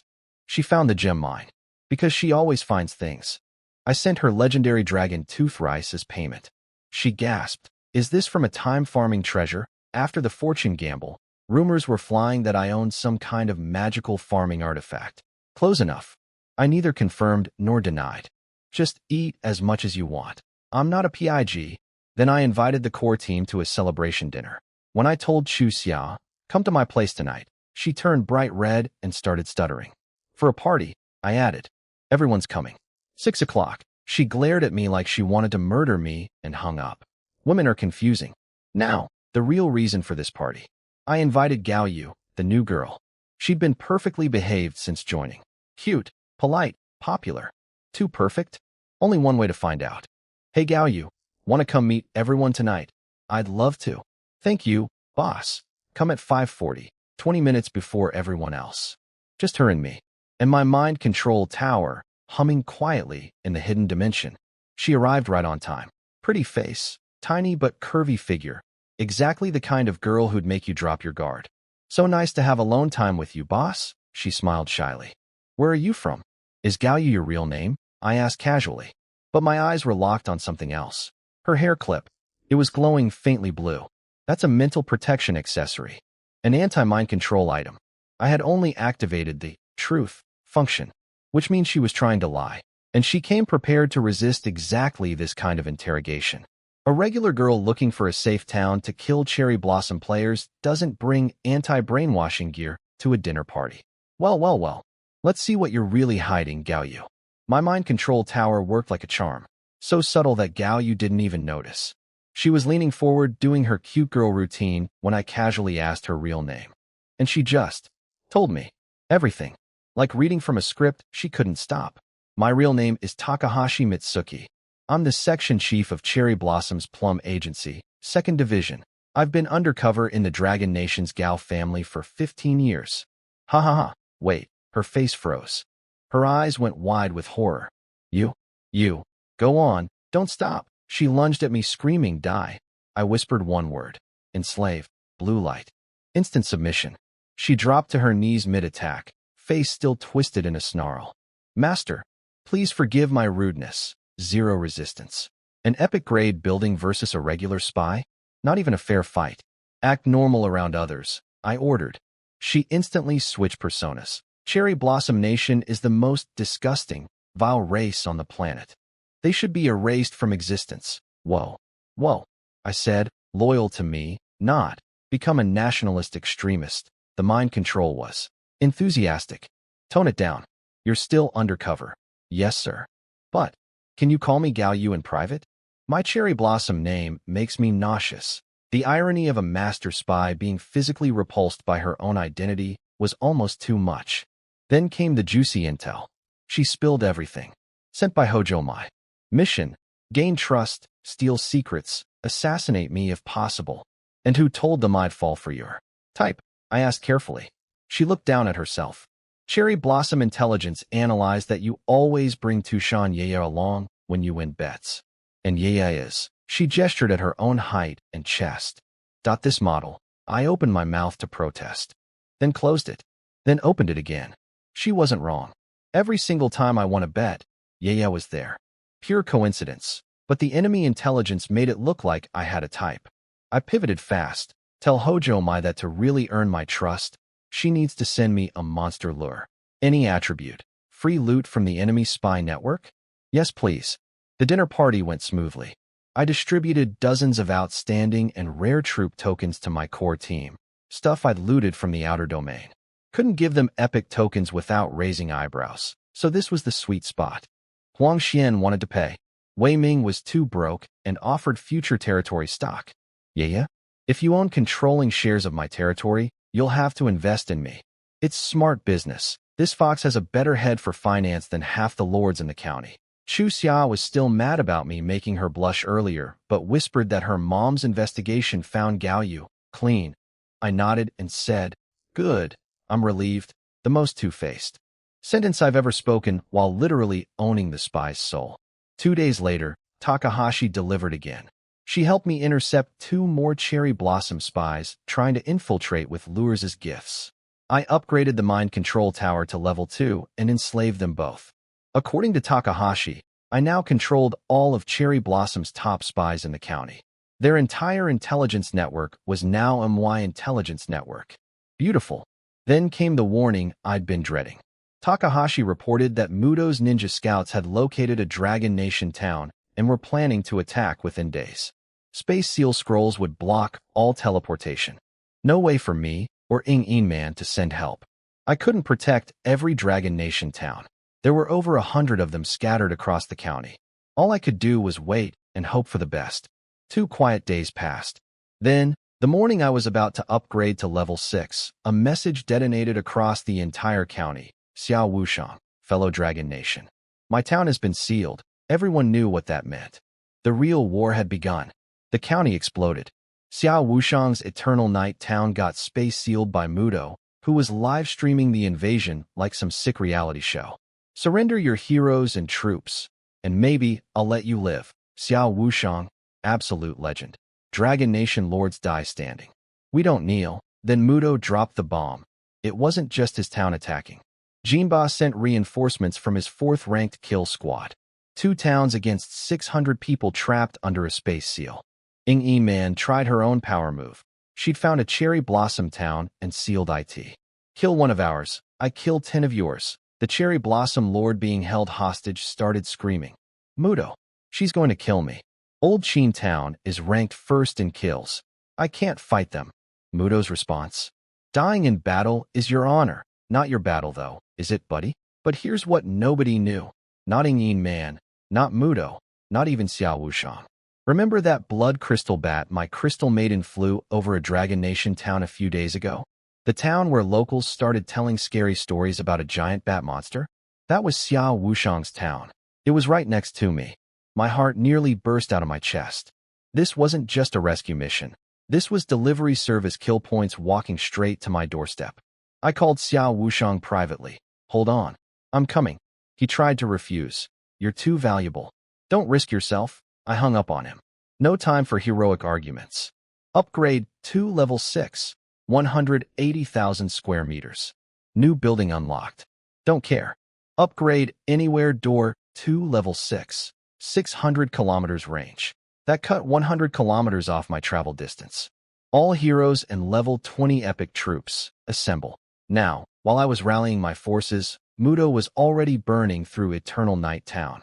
He destroyed a lord's tower and got a blueprint from it. His troops were having a party. Dozens of lords, hundreds of heroes, thousands of soldiers, all steamrolling through defenseless territories. Xiao Wushang ordered everyone to abandon their bases and retreat to the Eternal Night Mountains, a defensible position. The space seal is only outstanding grade. It lasts 1 day. If we survive 24 hours, we can escape, but he privately thought even that was hopeless. Even if I was next door, surely I'd need hours to march hundreds of kilometers. What he didn't know? I wasn't marching. I was flying. And I wasn't bringing the town militia. I was bringing myself. My legendary heroes. My legendary 3-star goddess warriors. My crystal maidens. My entire private army of death.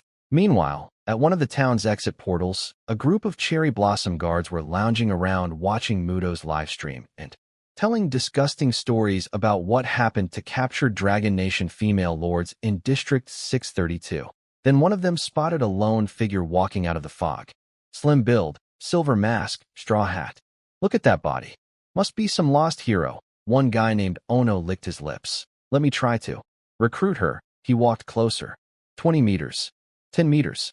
Li Hani looked at these 3 disgusting creatures through her mask. The deathless sword left its sheath. Gentlemen, you picked the wrong swordswoman. I sent Li Hani in first. Alone. Wearing her mask and straw hat. Walking casually out of the fog toward the cherry blossom guards at the teleport point. These 3 idiots saw a slim figure approaching and started drooling. Look at that body. Must be a lost hero. One guy named Ono licked his lips. Let me try to recruit her. He walked closer. Li Hani's deathless sword left its sheath. 1 slash. The sword energy expanded to hundreds of meters. Ono's body split at the chest. Then everyone behind him split too.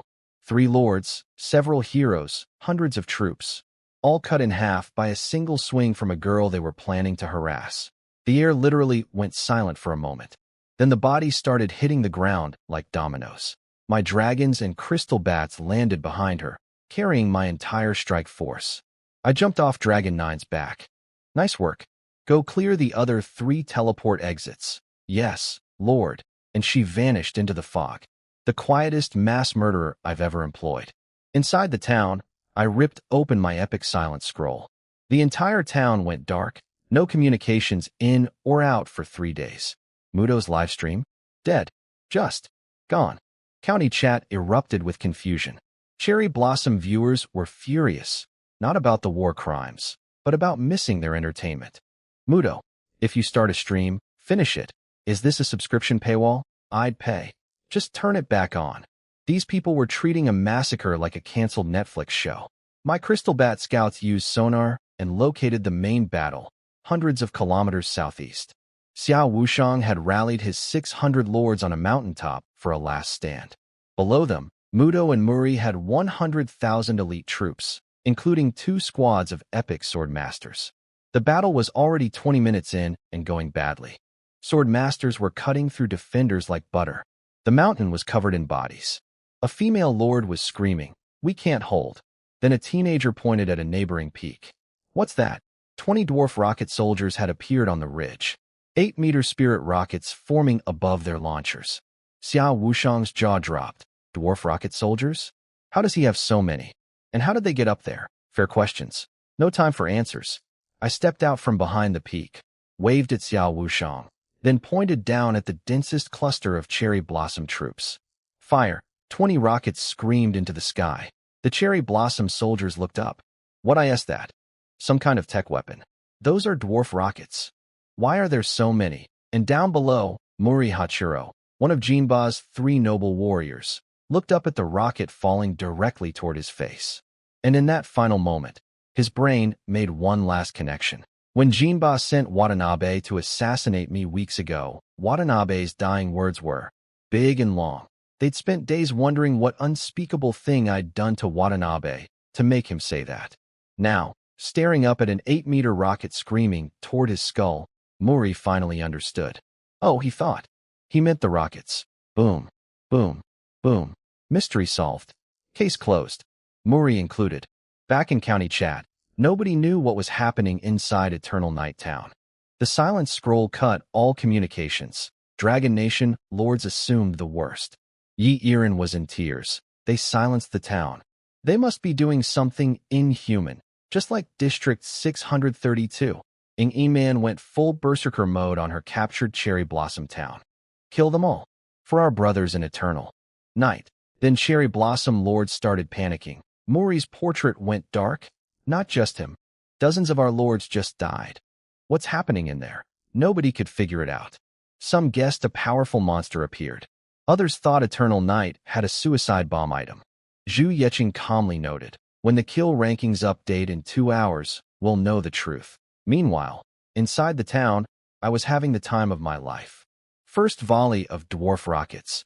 10,000 enemy units deleted, including Muri Hachiro, one of Jinba's 3 imported nobles.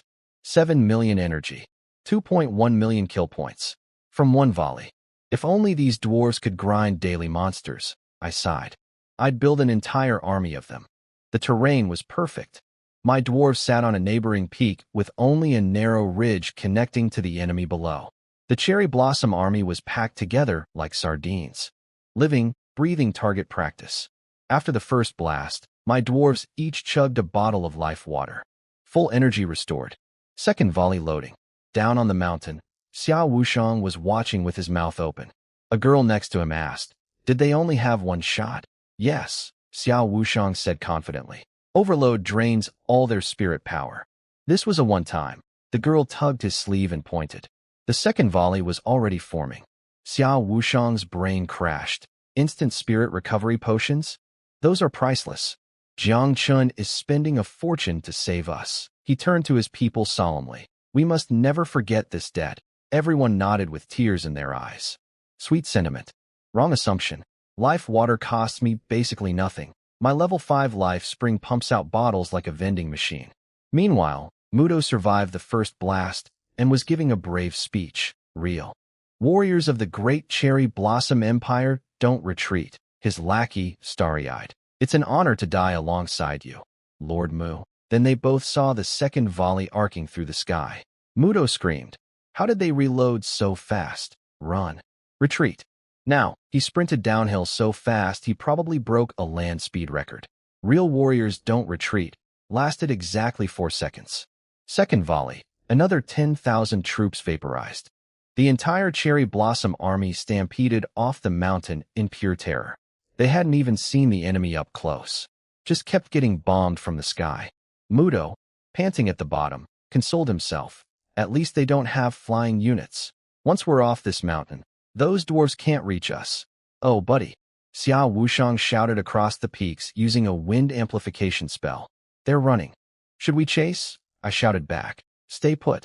To avoid friendly fire. Leave the enemy to me. Friendly fire? He wondered. What does he? 9. Your turn. Dragon 9 strutted forward in her black stockings and heels, grinning. Yes, Lord. She leaped off the cliff and, mid-fall, exploded into a 30-meter dragon. The Eternal Night Lords on the mountaintop lost their minds. A dragon. Legendary dragon. Jiang Chun is a god. Then Dragon 9 roared. From behind every surrounding peak, another dragon appeared. One after another. The mountains shook. Boulders crashed into ravines. 1, 2, 3.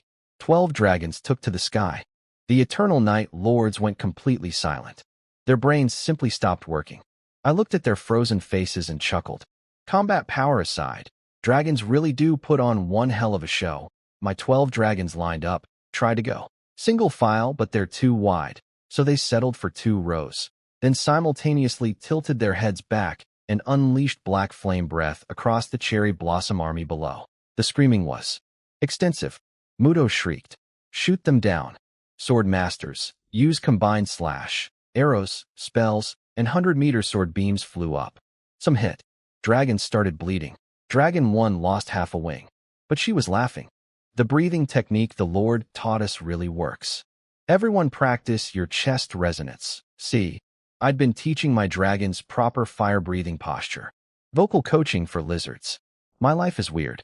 The secret weapon? Immortal's Brew, epic-grade alcohol from my tavern. Boosts all stats by 30% for legendary units. My dragons were basically drunk fighting. Tipsy, fireproof, and absolutely fearless.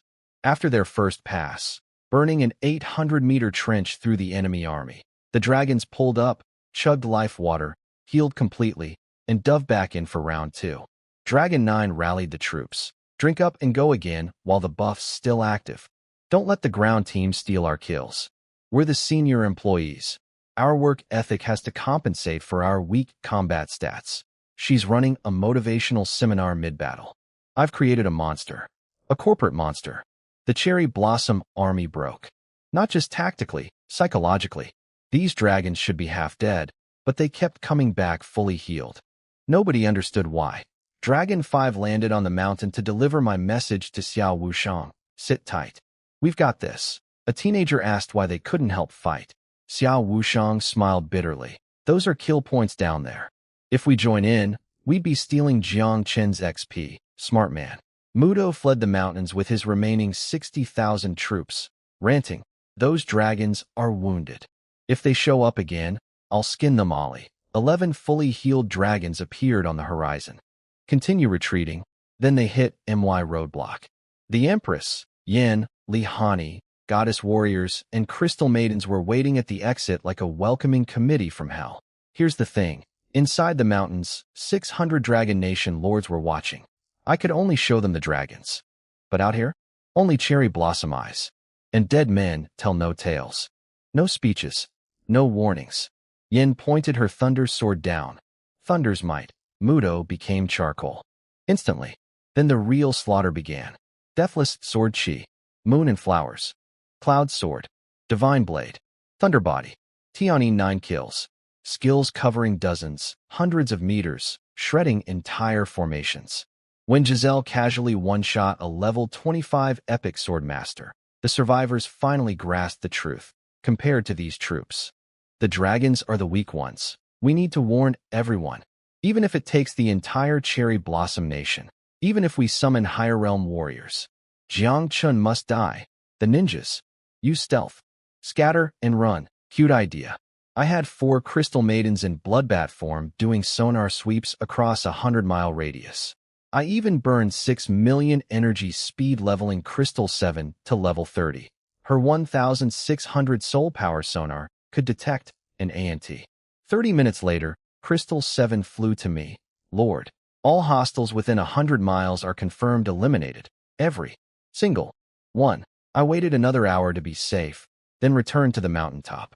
Xiao Wushang bowed deeply. Thank you for riding 1,000 miles to save us. He thought I'd only chase them away.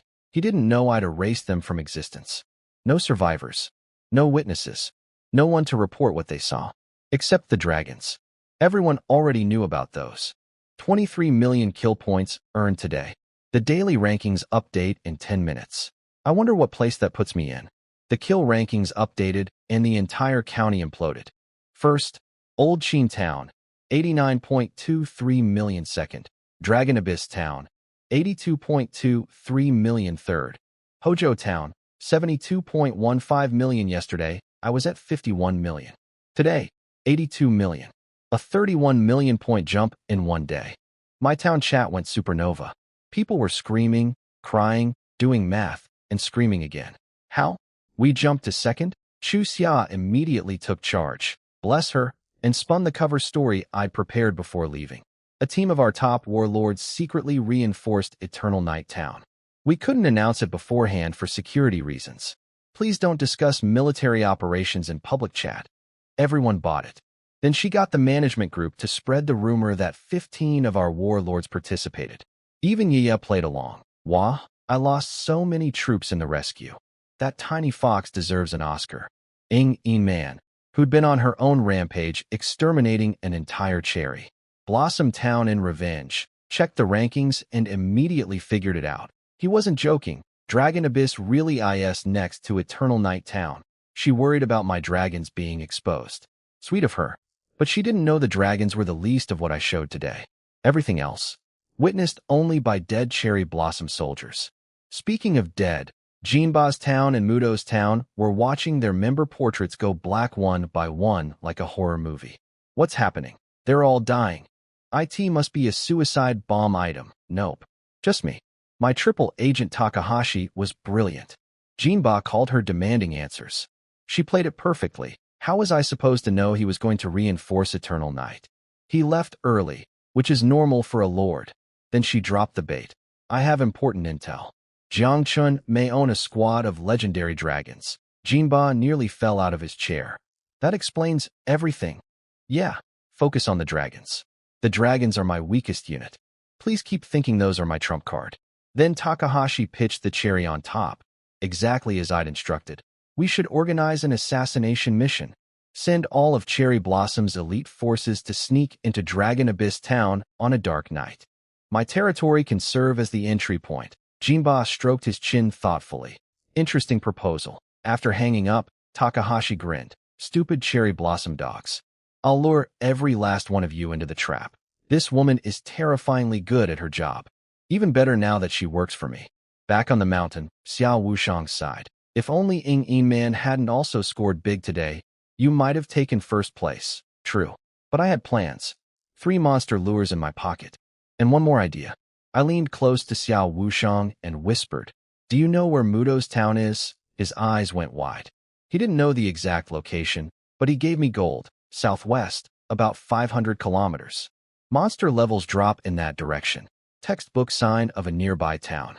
I bid farewell to the grateful Eternal Night Lords, flew southwest on Dragon 9, and sent my crystal bats in a search line with maximum sonar. Hours later, I found it. Mudo's Cherry Blossom Town. Defenseless. Their army was currently digesting inside my kill counter. I didn't attack immediately.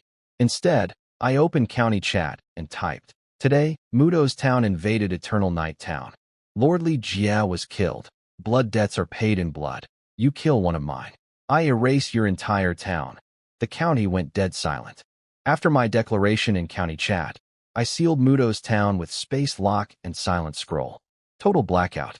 No calls, no texts, no prayers. Then I sent my squads in. 1 dragon plus 1 crystal bat per team, 12 teams total. Lihani handled the perimeter. Kill everything. No survivors. The Cherry Blossom Lords inside panicked immediately. Some begged. Some cursed. Some threatened international law. I'm just a farming lord. I'm innocent. Innocent? Where was this innocence energy when Mudo was live streaming his invasion of Eternal Night Town? You were happily watching from home, enjoying the kill point benefits. Now you want mercy? No. Crystal 7 sonar found lords hiding in basements, bunkers, even underground cellars. Nobody escaped. By midnight, the town was a ghost town. Literally. Daily haul, 94 million energy. 32 million kill points. Hundreds of thousands of items, equipment, and building blueprints, including hundreds of arrow tower designs. I dumped 12 million energy into Yin, pushing her to level 30. Then 74 million energy upgrading all remaining Tianyin disciples to level 20. My Crystal Valley grinding speed basically doubled overnight. Next day, rankings updated. First, Dragon Abyss, 104.32 million second. Old Sheen, 103.13 million first place. By 1 million points over Ingyin Man. Cherry Blossom Nation did the math and realized Mudo's town was completely dead. Every single lord. Gone. Hojo Mai tried the moral high ground. You killed civilians. Jinba. War criminal. Send him to international court. Zhu Yeqing shut that down instantly. No, we're criminals here. Only heroes. Huang Xian. Civilians? Do you people have any shame? Yi Yiren. Who started this war? Jinba tried the most pathetic defense in history. Mudo was clearly joking about exterminating Eternal Night. The lord who died probably resisted. I'd had enough. I don't know where your towns are yet, but in 2 weeks, I will. Think about Mudo's town. Then think very carefully about your next move. Dead silence from Hojo and Jinba. Then, the fastest backpedal in recorded history, Jinba typed. This was entirely Mudo's unauthorized action. He acted alone. The guy who sent reinforcements to help Mudo was now calling it unauthorized. The audacity was almost impressive. But honestly, this was the outcome I wanted. Full-scale war would kill thousands of Dragon Nation lords. I need them alive for when I become county lord. Can't rule an empty county. The real play was deterrence. And it worked. 2,000 Cherry Blossom lords dead. One entire town erased. Nobody was going to mess with Dragon Nation towns for a while. Dragon Abyss town's reputation skyrocketed past Old Qin and Yinming overnight. Lords who'd been sitting on transfer tokens decided to stay. Some were even requesting to join. Little Yaya called, stressed about the betting pool. Dragon Abyss and Old Qin were neck and neck. She couldn't decide who to bet on. Just bet both sides, I suggested. She glared at me. I'm going to draw lots. Whoever I pick, I pick. With her luck, she'll probably pick me and win again. This fox has some kind of fortune aura. Then Yin Man showed up at my territory looking disturbed. The Cherry Blossom players are. They're insane. To boost their kill rankings. They're killing their own people. I blinked. They're killing each other. Yin Man came to my place looking disgusted and explained what Hojo Mai was doing. She was buying entire Cherry Blossom towns. Not conquering them. Purchasing their heroes and troops. Then having her warlords slaughter them for kill points. Thousands of living, breathing soldiers and heroes. Comrades who fought alongside their lords. Just handed over to be butchered like livestock. For points. Chu Xiao was furious. Heroes aren't data. They're living beings. Battle partners. Her dwarf king Granny burped from across the room and gave her a thumbs up. Well said, milady. Granny's looking healthier every day, I noted. Translation, he's drunk. Again. Yin Man estimated Hojo bought 3 to 4 towns. That's potentially thousands of lords worth of kill fodder, each giving 10,000 points. Enough to potentially steal first place from both of us. But I had a card to play. I pulled out my fortune gamble token and waved it in front of the girls. Yin Man's eyes turned into spirit stone symbols. 1 billion. 100 million. Sell it to me. Nope. Hojo's luck points are mine. But next time I get one, you're first in line. Then I dropped the real strategy. We can't stop Hojo from buying first place. But we can stop her from profiting on the betting pool. Spread the news about what she's doing. If everyone bets on her, her payout gets diluted to nothing. Yin Man's eyes lit up. Brilliant. I'm on it. She stormed off to wage an information war. Before leaving, think about selling me that token. Price negotiable. I smiled and said nothing. I'm not the broke kid drooling over 100 million anymore. I've got legendary equipment, hero souls, and spirit crops I could sell for billions. The token stays with me. Her propaganda campaign worked. Within an hour, over 50 million spirit stones poured on a Hojo's side of the betting pool. Everyone wanted to ride the guaranteed winner, which meant Hojo's own massive bet would earn her almost nothing. Beautiful financial sabotage. Hojo was livid. Which trader leaked this? We had contracts. NDAs, her sister whispered. We couldn't silence thousands of people without enough silence scrolls. Meanwhile, I recalled all my forces and pulled out the blood lure from my spy Takahashi. 3 million spirit stones. Upgrade to ultimate blood lure. I tossed it into the air. 1 kilometer out, blood-red mist erupted from nowhere. Then SHE stepped out. Catherine Revono. Vampire Princess. Level 35, Legendary 2-star. Golden wings spanning 10 meters. Drop-dead gorgeous in the, will literally drink you dead, sort of way. She looked at me across the distance, licked her lips, and purred. Become my servant, strong and handsome human lord. I'll give you ultimate pleasure. The Empress's killing intent went nuclear. How dare this bloodsucker flirt with MY Lord? Funny thing about Catherine, she was weaker than Abisto the demon lord I killed weeks ago. And my army was now several times stronger than back then. This wasn't a boss fight. This was pest control with extra steps. 6 magic-type crystal maidens opened with a crystal ray barrage, hundreds of beams instantly coating Catherine's wings in crystal. She couldn't even fly, let alone escape. Yin finished her in seconds. She dropped a Blood Holy Grail, a special legendary equipment piece, plus 900,000 kill points, plus 4.55 million energy. 1 down. 2 more ultimate lures to go. Speed run these monster waves, then back to Crystal Valley. And don't let them escape. Yes, Lord. The county chat drama about Hojo's town buying scheme was everywhere now. Dragon Nation lords were horrified. One guy accidentally revealed his first hero was now his wife. 100 favorability points.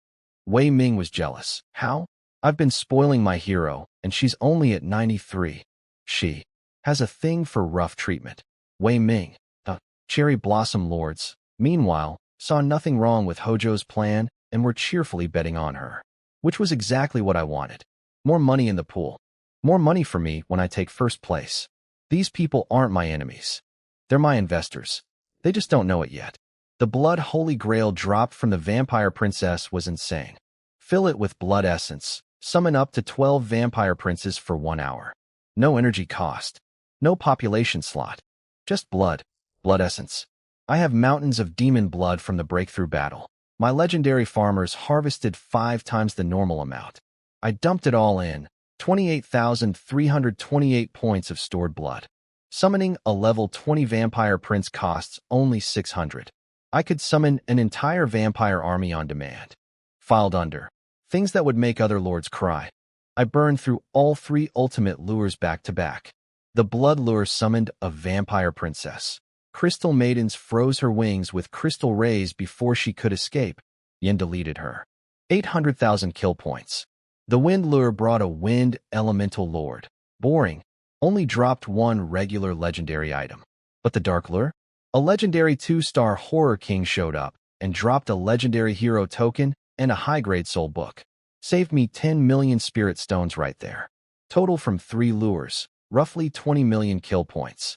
Plus Crystal Valley was grinding another 20 million overnight. I ordered everyone to pull an all-nighter. Work overtime in Crystal Valley. Through the dawn, any normal lord saying this to legendary troops would lose 20 loyalty points. My troops? Yes, Lord, 0 complaints.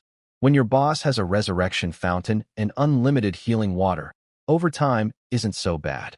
While they ground, I sat in my rocking chair recruiting new Tianyin disciples, instantly leveling each to 20 and sorting through yesterday's loot. Hundreds of blueprints from Mudo's destroyed town. Then I found it. A blueprint for a swimming pool. Useless entertainment building. But I checked the upgrade tree and shot out of my chair. Upgrade path 78. Angel Rebirth Pool. Cost 200 million spirit stones. A legendary troop building. The thing I've been waiting for since day 1. And it was hiding inside a pool blueprint. From a dead cherry blossom lord's territory. The irony was delicious. Problem, 200 million spirit stones. I only had 110 million. Tomorrow's betting pool better deliver. Next day, I confirmed through Inman's intel that Hojo bought 4 towns worth of troops to slaughter. She was going all in. But even 4 towns couldn't bridge the gap I'd created with my lures and Crystal Valley grinding. I waited until the final seconds of the betting pool and dropped 100 million spirit stones on myself. Nearly everything I had. The pool locked. Hojo Town, 453 million. Odds, 1.39. Dragon Abyss, 122 million. Odds, 5.17. Old Chin, 56 million. Odds, 10.95. Total pot, 631 million spirit stones. Thanks to Ng Inman's propaganda campaign, everyone had bet on Hojo, diluting her returns to almost nothing. County chat was losing its mind. Ng Inman, don't tell me you have another trump card? Zhu Yeqing, did he secretly destroy more towns? Wei Ming, from now on I'm betting on boss no matter what. Mu Qingshuang, you say that every time. Yeah, stop calling me brainless. Then the golden letters blazed across the sky. All rankings at once this time. First, Dragon Abyss Town, 146.23 million kill points. 50 all stats. 5 town luck. Second, Hojo Town, 124.56 million. Third, Old Chin Town, 113.11 million. I won by over 20 million points. Hojo bought 4 entire towns and still couldn't beat me. And then, because the universe has a sense of humor, there was the 9th place finisher. 9th, Mudo's Town, 53.38 million points. Town Lord Mudo. Reward, 10 all stats. Since Town Lord Mudo is deceased, his stat bonus is transferred to the first place winner, Jiang Chun. I stared at that line. This feels familiar. Again, another dead lord's bonus redirected straight to me. First Watanabe, now Mudo. I'm not just winning these competitions. I'm collecting bonus rewards from people I personally killed. At this point, attacking me isn't just dangerous. It's literally giving me free stats. Golden light rained down from the sky, and I felt my body swell with power. Plus 60 to all stats. My combat rating hit 472 stars, higher than most legendary heroes. I'm level 20 with the stats of a demigod. My martial art is literally called radio calisthenics, evolved into an ancient divine technique. My life is a meme. Then the betting payout arrived. 517 million spirit stones. I had bet 100 million, nearly everything I owned. Got back 5 times that. Thanks to Ng Inman's propaganda making everyone pile onto Hojo, I claimed 82% of the winning pool. The Angel Rebirth pool costs 200 million to forge. Pocket change now. Money's getting harder to earn though, I sighed. The problems of a billionaire. My town's luck hit 13 points. And then something incredible happened. The town's space started expanding. The actual physical dimension of our territory grew by 100 kilometers in diameter. Coordinates shifted. New resources appeared. Someone found a sulfur mine right next to their base.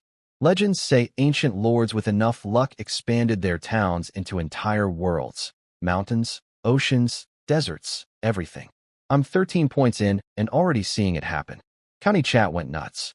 Zhu Yeqing tipped his hat.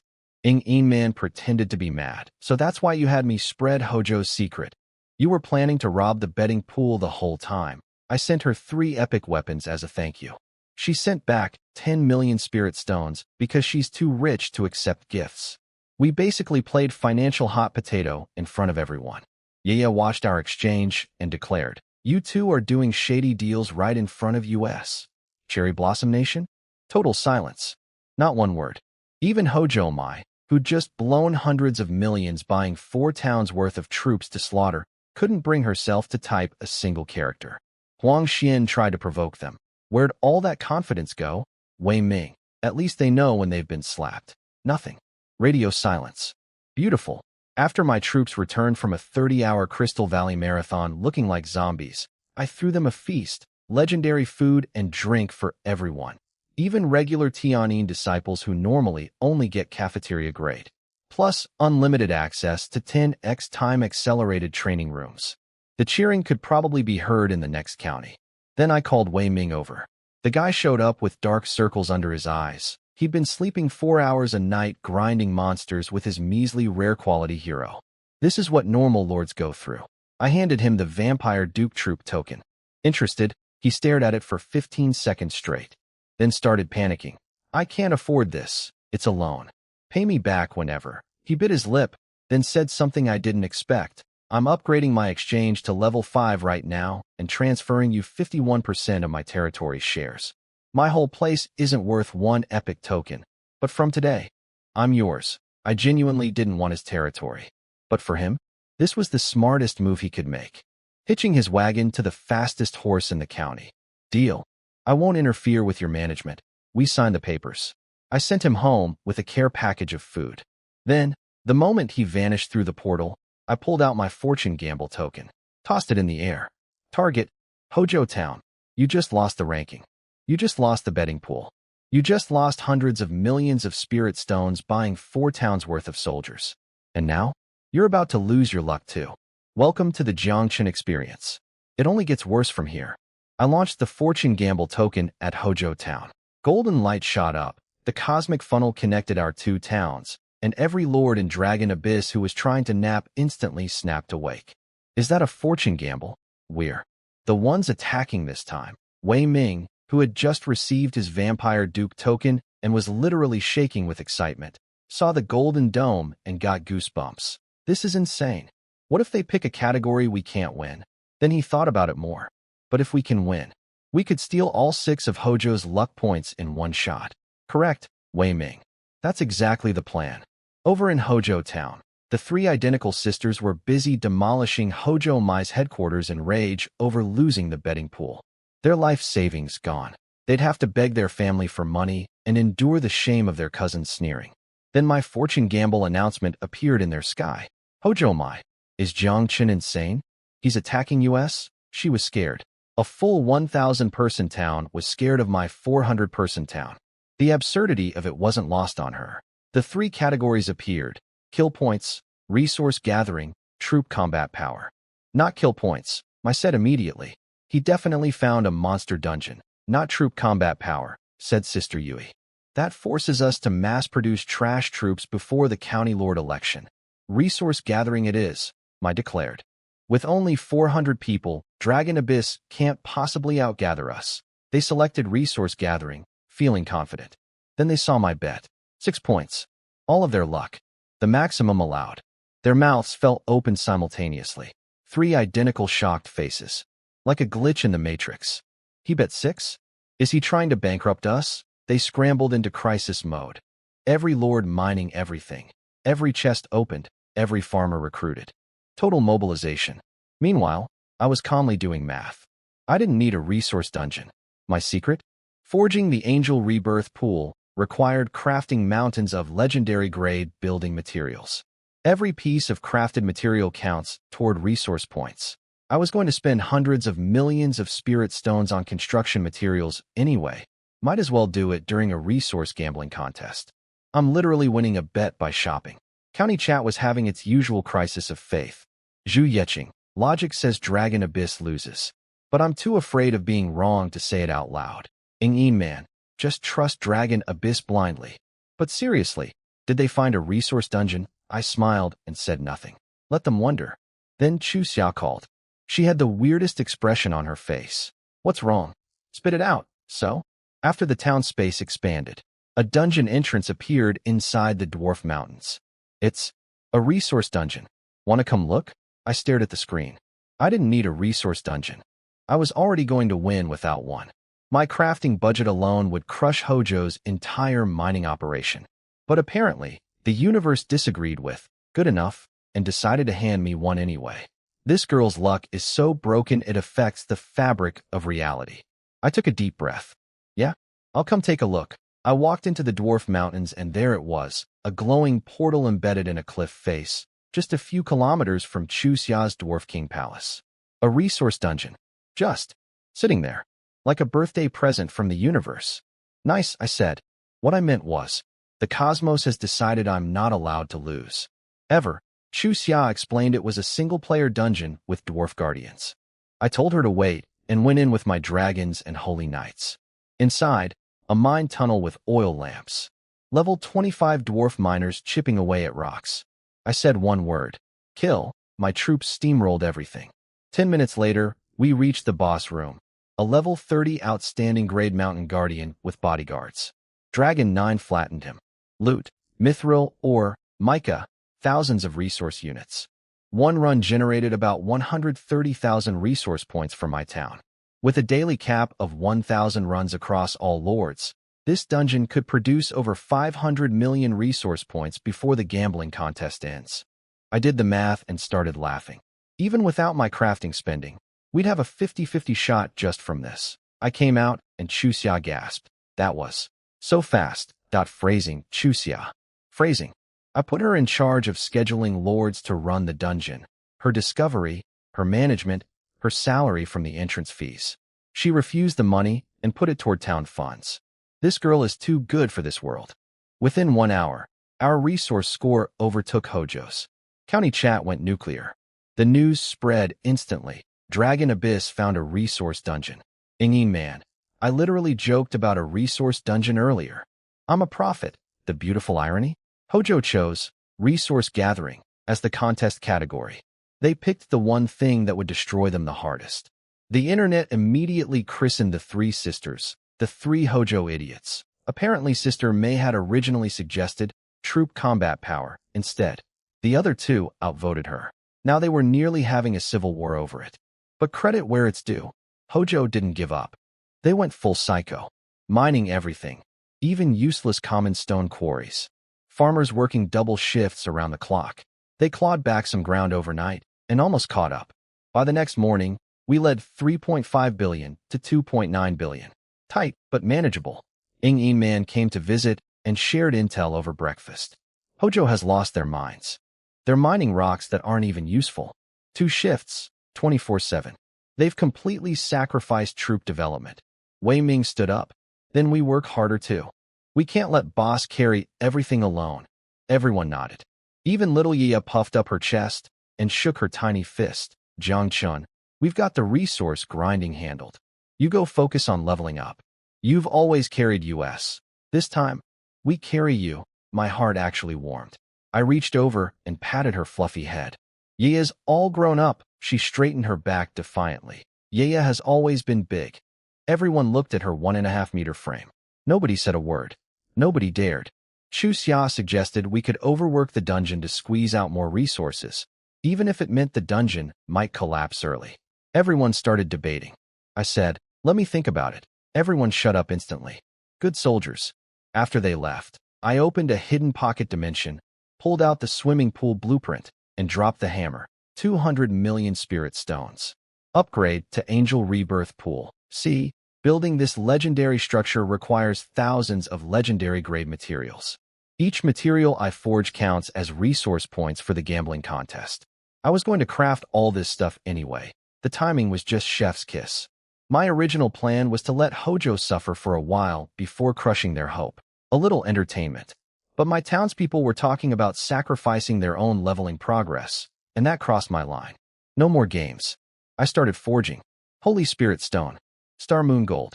Soul Nurturing Divine Wood. One after another after another. The resource scoreboard started twitching. 100 million points. 200 million. 300 million. County chat had a collective seizure. What is happening? Did they blow up the dungeon? That's not a small dungeon. That's got to be a medium-sized resource dungeon. Nope. It's just me. Shopping. 500 million points appeared in 1 hour. Our total hit 860 million. Zhu Yeqing. There's no way a small dungeon produces this much. It must be bigger than we thought. My own management group was equally confused. Yeah. I wanted to carry Jiangchen for once. No chance again. Oh. Over in Hojo Town, the freshly repaired headquarters got destroyed again. By its own owner. Hojo Mai went full berserker mode, smashing everything in sight. Cheater. Hacker. I'll kill him. Then she calmed down and sent Jinba one message. The dragon slaying plan. Now, cute. Can't beat me fair, so it's assassination time. I'll be waiting. Meanwhile, the Angel Rebirth Pool was done. A gorgeous white jade pool, dozens of meters wide, filled with holy milky water. In the center stood a 6-winged female angel statue, poised to take flight. This building recruits angels. Real ones. The epic tier lower angels have 2 wings. The legendary mid-tier angels have 4 wings. And someday, with enough upgrades, they can evolve into 6-winged mythical seraphim.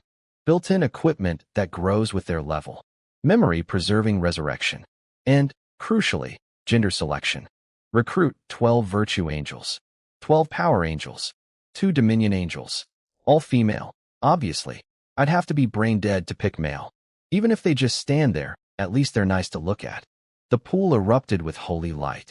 10 minutes later, the first angel floated up from the water. Golden hair. Gentle face.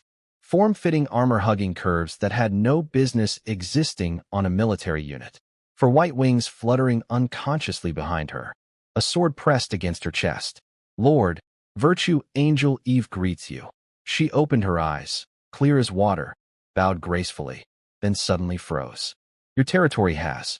An angel hero? With B-rank command authority? I nodded coolly. I'll introduce you later. Then I opened her stat sheet. 26 angels. A legendary troop building. An infinite resource dungeon. 13 luck points. An assassination plot heading straight into my trap. Life keeps getting better. And Hojo? Her luck points are about to become MY luck points. All 6 of them. The first angel floated up from the pool like a Renaissance painting come to life. Golden hair, holy armor for white wings. Lord, Virtue Angel Eve greets you. Her stats were solid. Born legendary with built-in equipment and Yan's B-rank angel command bonus already applied. 28 combat stars at level 1. That's basically where some people's heroes are at level 10.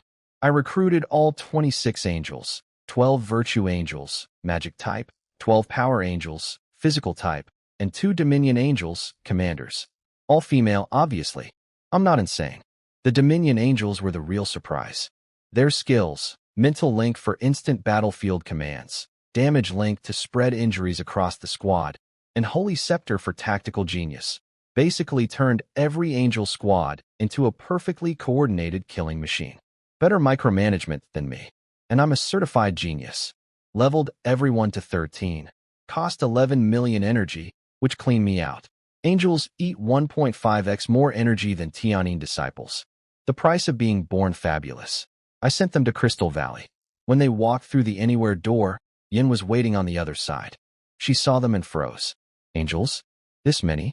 A troop building. Dominion Angel Hathaway bowed. We're from Paradise Mountain. Thank you for your command bonus, Lady Yin. Yin practically melted. Same species, instant sisterhood. She started giving them a tour like a camp counselor. Then I got a notification. Yin thinks you're very considerate.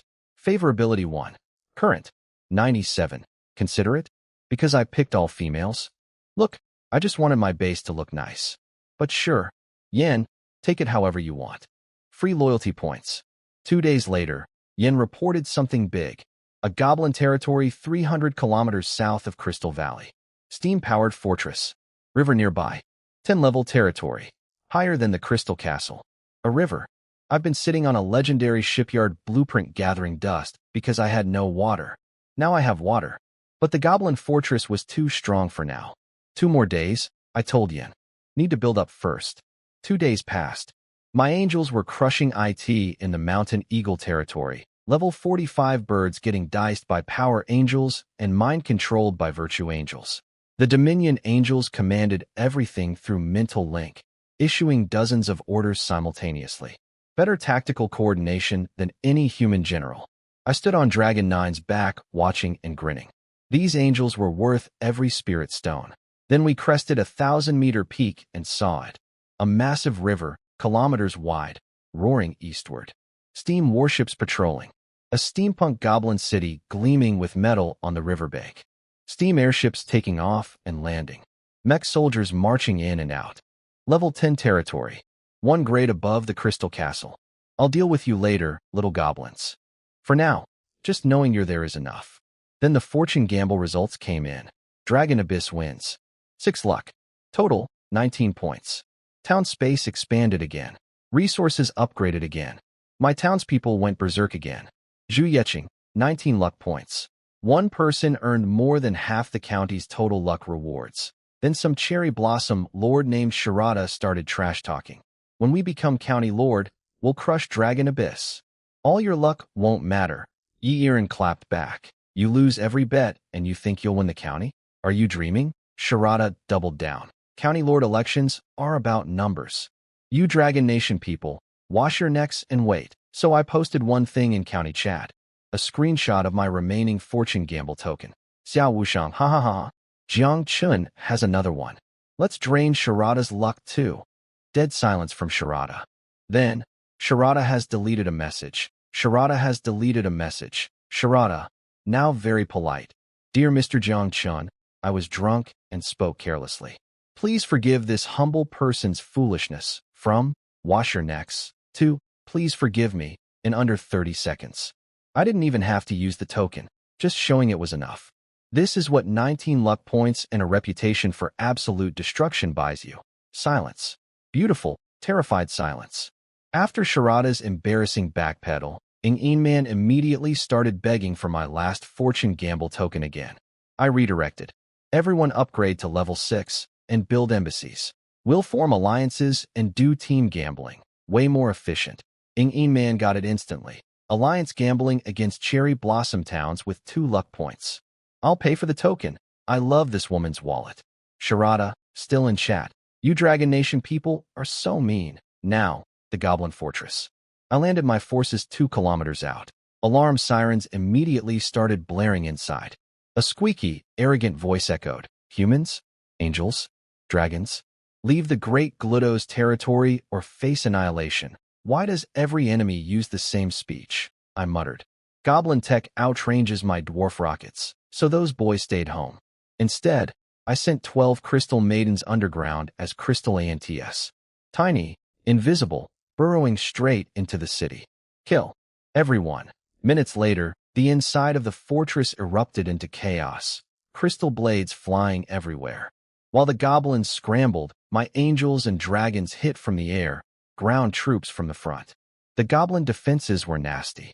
Level 10 fortress weaponry, cannons, blade wheels, things I'd never seen. One Tianyin disciple got cut in half by a spinning death machine before she could dodge. Without the life spring, this assault would have been suicide. But I had the life spring, so it was just expensive suicide with a respawn timer.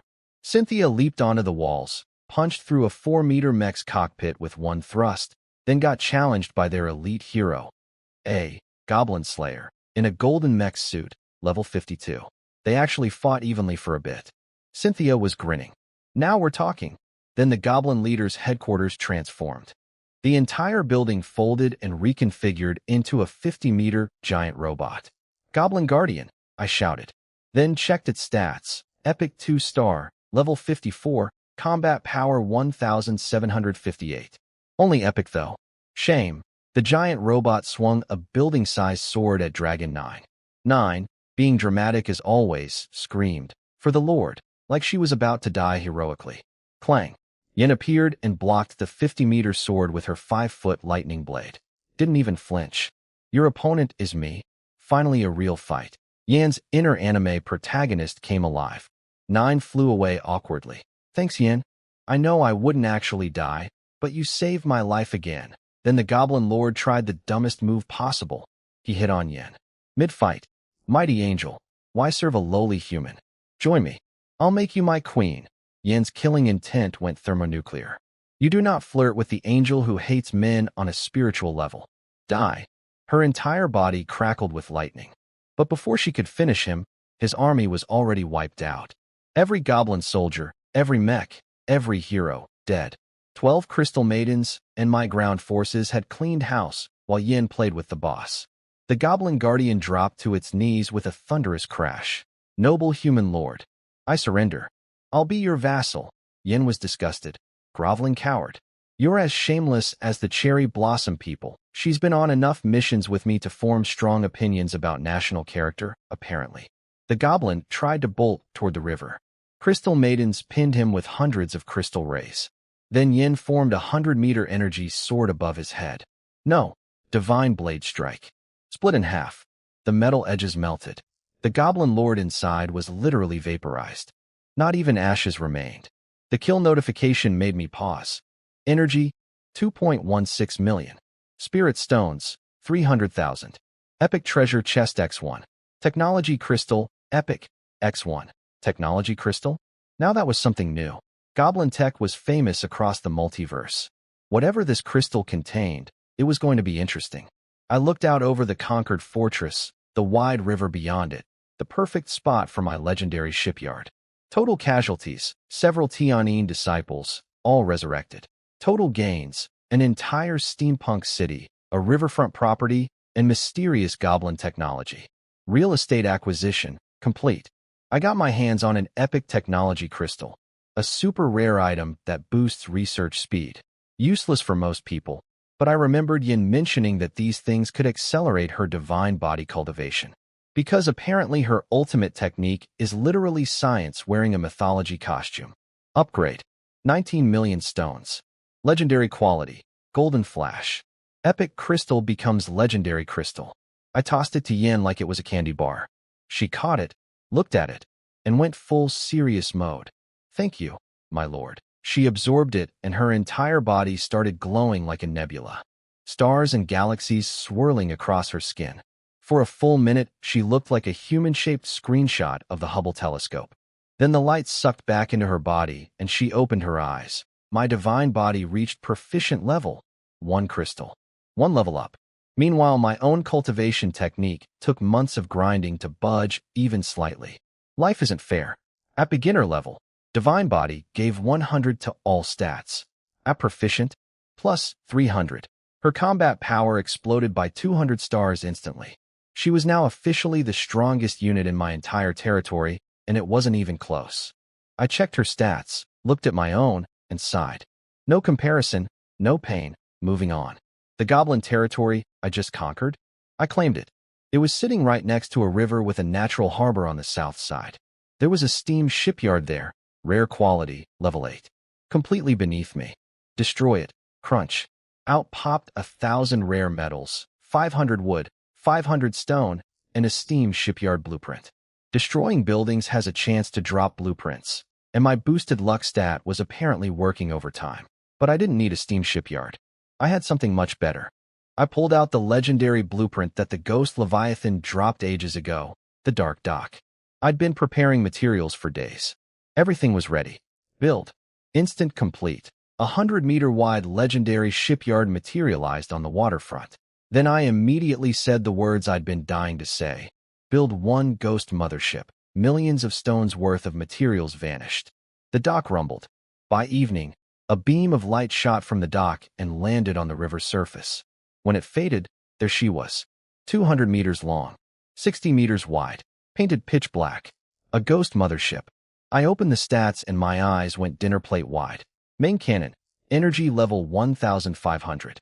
24 secondary cannons at 600 each. 48 ghost fighter jets stored inside. Armor rating, 1,200. Max speed, 80 knots. Energy shield up to 2,000. Can go invisible. Can dive underwater. This wasn't a ship. This was a floating civilization ender. Let's go aboard.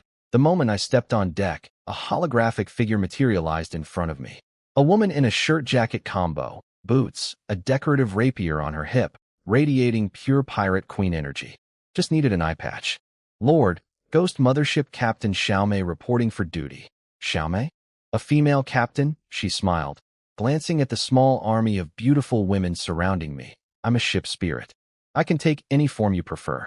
Based on preliminary observation of your aesthetic preferences, I determined this appearance and name would suit you best. She paused. Of course, if you prefer, I could become a burly man named De Zhuang instead. No, absolutely not. No De Zhuang. You're perfect as is. As you wish. I toured the ship. Combat decks, fighter bays, a full restaurant, bedrooms. This thing was a mobile luxury fortress. Everything I could want on water. After the tour, I assigned the Angel Squad to take the mothership downstream and explore. If there's a river this big, there's definitely an ocean at the end of it. Angels are flying units, perfect for naval operations. If you hit level 60 monster territory, turn around immediately. Angel Commander Hathaway and Captain Xiaomei saluted in unison. Yes, my lord. As the massive black warship silently glided downstream and vanished into the mist, I had one thought. Level 7 unlocks the tailor shop. I need to find some bikini blueprints. Important strategic planning. Very professional. I teleported home feeling extremely satisfied. For now, 1 mothership was enough for exploration. No need to build a second one yet. Ship upgrades can exceed dock level, and upgrading the dock is expensive. But of course, plans never survive contact with reality. Because what happened next threw all my careful scheduling straight out the window. I was eating breakfast when a notification nearly made me choke on my dragon tooth rice. Your ghost mothership has left Qingyang County territory. Your ghost mothership has discovered Sunset Bay. My ship had been sailing for less than a day and already found the ocean. Beyond the county borders, nothing but open water stretching to the horizon. Resources everywhere. Zero competition. It's all mine. Then a combat log popped up and I saw something that made my brain do a cartwheel. Your unit IV killed a sea serpent. Energy, 52, stones, 10, votes, 4 votes. Votes. As in election votes. For the county leader position. I pulled up the item description. Cast your precious vote for the county leader candidate you support. Event not yet active. You've got to be kidding me. The county leader fight is a popularity contest. I was ready for a massive battle royale. Ready to smash through 1,000 enemies. Instead, democracy. The one enemy I can't punch. Dragon Nation lords are outnumbered in this county. Ing Man and Zhu Yeching have no obligation to back me unconditionally. Cherry Blossom Nation won't be united either, but still. Then I calmed down and did the math. Only monsters outside the county drop votes. I have a legendary warship exploring uncharted ocean. I have legendary troops aboard it.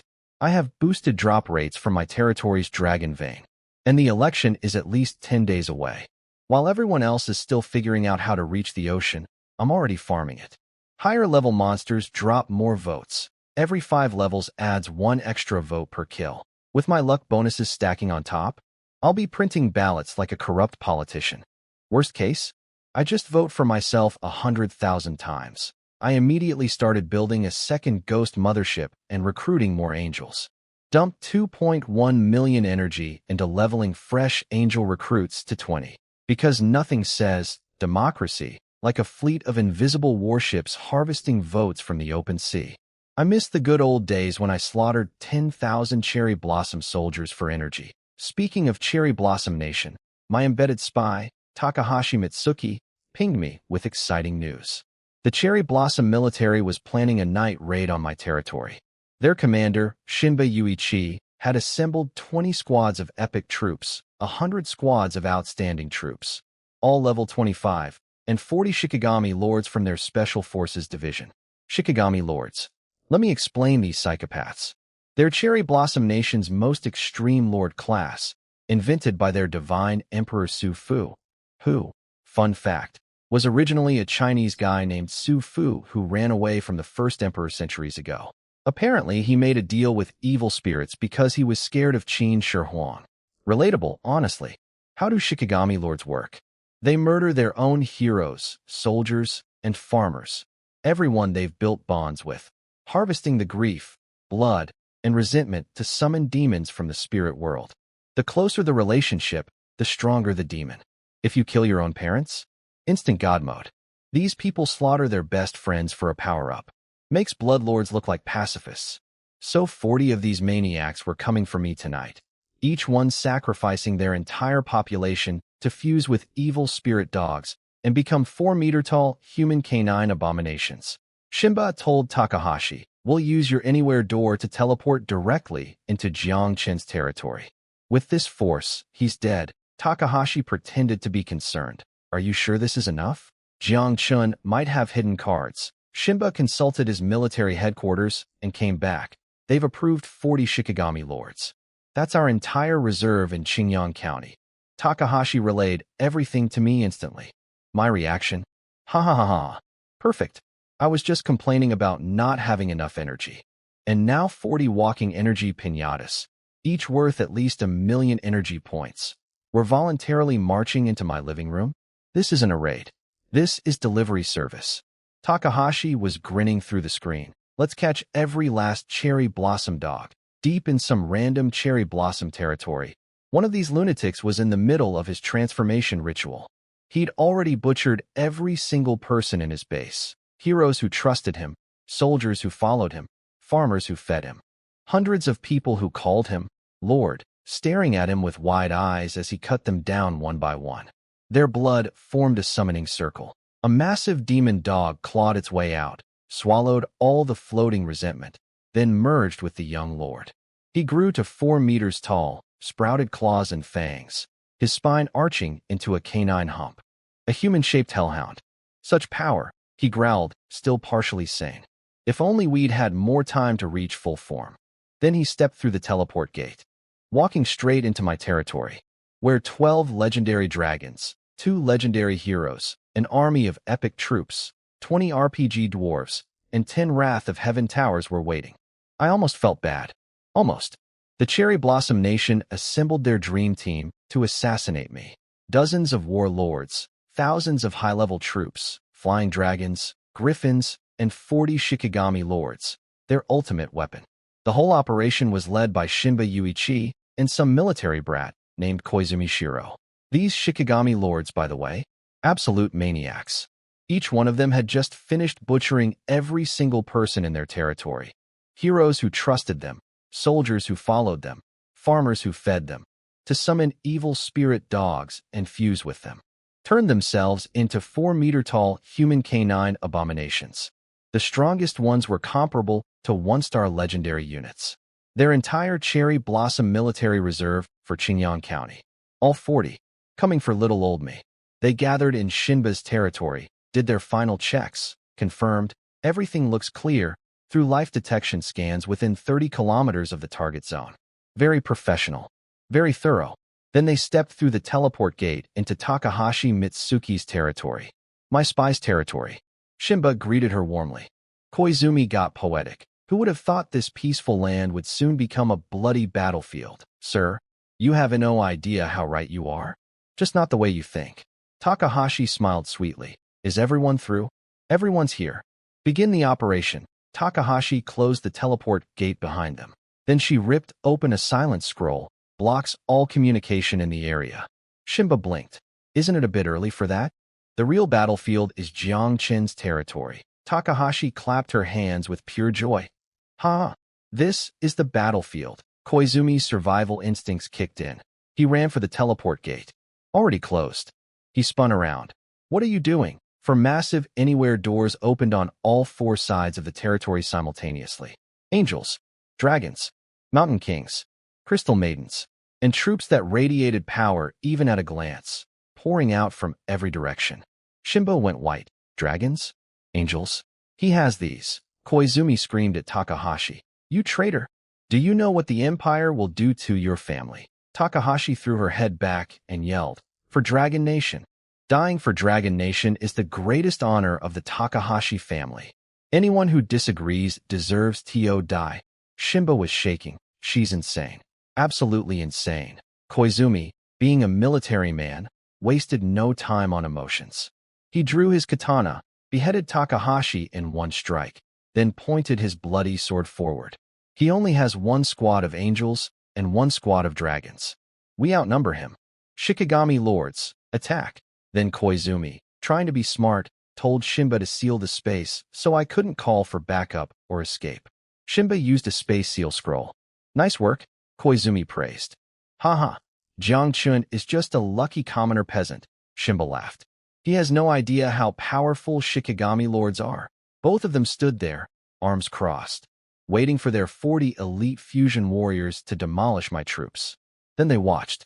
The strongest Shikigami lord, fused with a lizard spirit, scales hard as dragon armor, legendary 1-star power, charged headfirst into Cynthia. Splat. 1 spear thrust, clean through the scales. Then she twisted, and the 4-meter lizard man exploded into chunks. Shinba's feet stopped moving. Impossible. That was one of our strongest, Koizumi rallied. That must be the Empress. She's just one person. Don't panic. Then Giselle instantly deleted a second Shikigami lord. Shinba. 1, 2, 3, 4, 5. Shikigami lords dropping like flies. Legendary troops? Shinba screamed. Multiple legendary troops stronger than dragons. He ordered his epic sword masters to team up with the remaining Shikigami lords. Didn't matter. My 9 celestial maidens stepped in. Little Zazai Tian, the youngest one, the massage girl, put on her serious face and whispered, Celestials sound 9 kills. 9 precise sword strikes hit a Shikigami lord in the forehead, heart, and, well, let's just say below the belt. Down he went.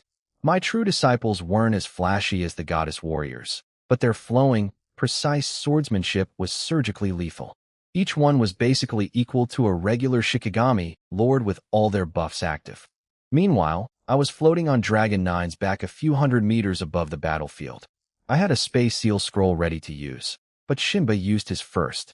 Thanks for saving me a scroll, Buddy. Cynthia killed Lord Inoue. Energy, 1,890,000. Fan Intion killed Sword Master. Energy, 260,000. Nearly 2 million energy from one Shikigami Lord. A regular lord's entire territory is worth maybe 100,000.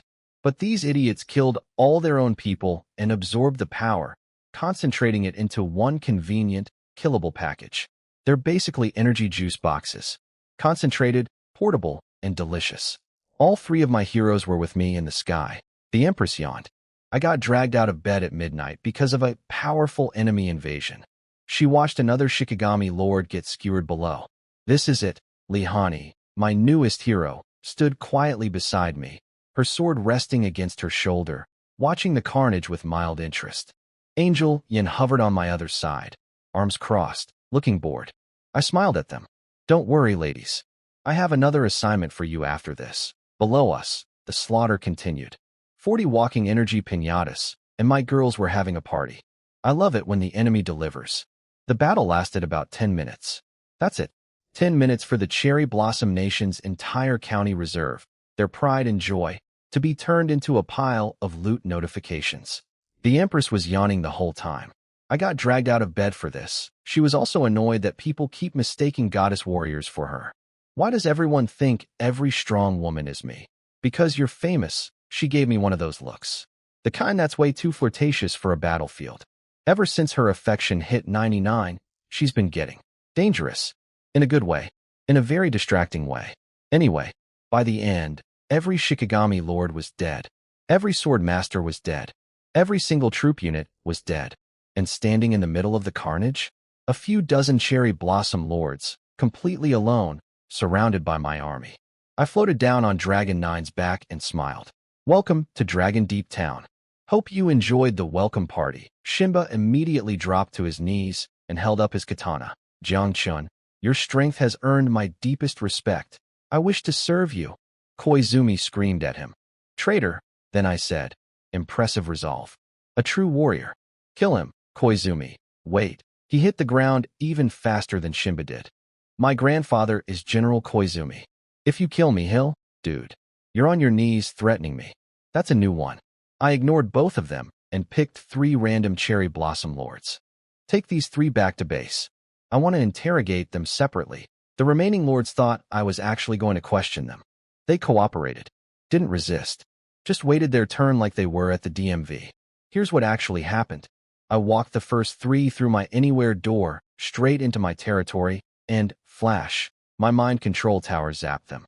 Level 4, 5 slots, instant brainwashing. All 3 started crying tears of gratitude. Master, we were so wrong. Good.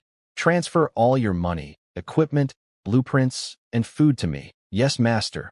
They emptied their entire accounts, handed over every item they owned, bowed respectfully, then drew their katanas and cut their own throats. Voluntarily. Mind control tower slots, freed up again. Next 3, please, batch after batch. They walked in, saw the dead bodies of the previous group, and before they could even react, zap, controlled. Transfer everything. Die. Next. Not a single person resisted because they all thought I was doing actual interrogations. By the time anyone could have gotten suspicious, they were already dead. The efficiency was beautiful. Horrifying, but beautiful. Total haul from the regular lords, 150 million spirit stones. Then came the big fish. Shinba Yuichi, 60 million stones. Koizumi Shiro, 15 million. I could have sent Shinba back to Blue Star to collect more money. His family could easily provide 10 times that amount. But my mind control tower is only level 4. His family definitely has people who could break the mind control. Too risky. Grand total from the Cherry Blossom raid, 150 million stones in cash, pushing my reserves to 360 million. And 98 million energy points. Almost 100 million. More than the 10,000 Cherry Blossom soldiers I massacred at Eternal Night Town. Such generous guests. For squads of level 20 angels? Funded. Multiple ghost motherships? Funded. Whatever I want. Funded. But I wasn't done. I had one last play. I ordered Shinba, still mind-controlled, to video call Hojo Mai, the Cherry Blossom princess who'd been scheming against me from the shadows. He put on a big smile. Hojo, mission accomplished. Jiang Chuan is dead, she clapped. Wonderful. The Empire will remember your service. Shinba, we want to share the loot with you. You helped make this happen. Open a teleport gate, and we'll come celebrate. Hojo was suspicious for about half a second, but the promise of 3 legendary equipment pieces overwhelmed her brain. She opened the gate. Shinba and Koizumi walked through. Behind them came a few escorts. The Empress, Angel Yen, in disguise. Hojo started. Who are? Shinba ripped open a silent scroll. No communications, in or out. What are you doing? Boom. Yen released her full aura. Every hero and soldier in Hojo's territory involuntarily stepped backward from the sheer pressure. In that split second, the Empress activated Cloud Shadow, crossed 50 meters in a blink, killed 2 sword masters with casual backhand strikes, grabbed Hojo like a sack of rice, and vanished through the teleport gate. The entire thing took 3 seconds. Hojo's loyal troops recovered and went berserk. Give back our lord. But then Hojo reappeared. Walking calmly. Smiling. Stand down. These gentlemen have shown me the meaning of life. Her troops froze. Now, she said serenely, let me go help my sisters see the light too. 5 minutes later, the 3 Hojo sisters, Mai, Yui, and Mei, were kneeling in a neat row in front of me. 3 cherry blossom princess-level lords, fully mind-controlled, ready to serve as my deepest moles inside enemy territory. I looked down at them and smiled. Welcome to the family, ladies. This night started with them trying to kill me and ended with me owning their entire intelligence network. I love my job. The Hojo sisters were kneeling before me, with eyes literally glowing with devotion. For the master. For Dragon Nation, they chanted in unison, fists pumping. Mind control is a beautiful thing. I gave them simple orders. Act normal. Develop your territories. Don't go back to Blue Star. Their family has people strong enough to break the brainwashing and feed me intel. That's it. 3 princesses of Cherry Blossom Nation's strongest county lord family, now working as my personal spy network. Using them for more raids would be stupid. Their value as moles is worth more than killing a few hundred Cherry Blossom lords. Information is power, and I just installed 3 listening devices in the enemy's living room. The next morning, Cherry Blossom Nation's chat was in chaos. Lord Inoue is dead? He had multiple outstanding squads. Lord Shimada too. What happened? Did they go boss hunting last night? Nobody knew the truth. The operation was top secret. Only the participants and a few high-ranking Cherry Blossom officials knew. And the participants were all, well, dead. The officials sure weren't going to advertise the biggest military humiliation in their county's history. Only Ying Man somehow figured it out. She sent me 2 words, truly impressive. The Qin Imperial Intelligence Network is scary. She probably picked up fragments from the Cherry Blossom side. But details? Impossible. Every witness except me was in the ground. Hojo Mai reported that Cherry Blossom Military Command was in absolute turmoil. 40 Shikigami lords, their entire county reserve, wiped out in one night.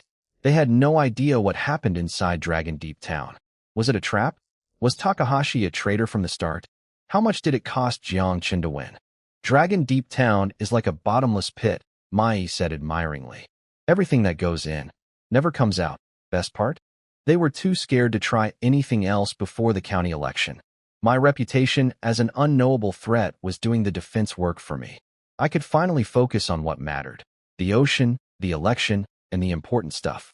Speaking of important stuff, Mai found me 2 clothing blueprints. Summer Breeze and Pink Temptation bikini designs. For my future beach episodes. Look, I've been killing and conquering nonstop since day 1. I'm technically an entertainment lord. It's literally my job title. Time to actually entertain someone. Namely myself. Then, a few days later, upgraded to level 7 Lord's Mansion. Unlocked. Night Hall, Tailor Shop. Territory expanded to 250,000 square meters. Hero slots. 3 out of 4. Level 7 is when normal lords can finally recruit rare tier troops. Longbeard warriors for dwarves, sharpshooters for elves, tiger shark warriors for sea folk. For humans, heavy cavalry. More importantly, I now had a tailor shop. Those bikini blueprints just became actionable. Priorities, people. I handed the designs to my new tailor, then opened my building panel. 2 upgrades needed doing. First, Life Fountain level 7. The big change? Daily production of 2 bottles of Life Source Liquid and 30 bottles of Life Water. The Source Liquid is the stuff that upgrades my natural talent. A few more bottles, and I'll hit A-rank aptitude, legendary hero tier. Before the county election, hopefully. Plus the fountain now allows 10 resurrections per unit per day. My troops basically have 10 extra lives each. This is video game nonsense, and I love it. Second, Celestial Sound Pavilion Level 7. And this is where things got wild. New unlock, Celestial Sound Branch Building. New feature, Sect Fortune. I read the description of the branch building, and my brain exploded. Celestial Sound Branch, a troop building. Recruits a branch master, outstanding tier hero, and Celestial Sound disciples, outstanding tier troops. Creating the blueprint costs 10,000 Sect Fortune points. Building is restricted to female human lords only. A portable, reproducible troop building. With a built-in hero that I can give to other lords. Remember weeks ago when the entire world lost its mind because I created an outstanding troop type? When city lords were scheming about how to befriend me because eventually he'll reverse engineer a troop building blueprint? Everyone predicted it. And now, they were actually right. I sat there staring at the screen, remembering all those comments about how creating troops inevitably leads to producing building blueprints. I can now mass-produce blueprints for Celestial Sound branches. Give them to allied female lords. Build an entire franchise of Celestial Sound warriors across the county.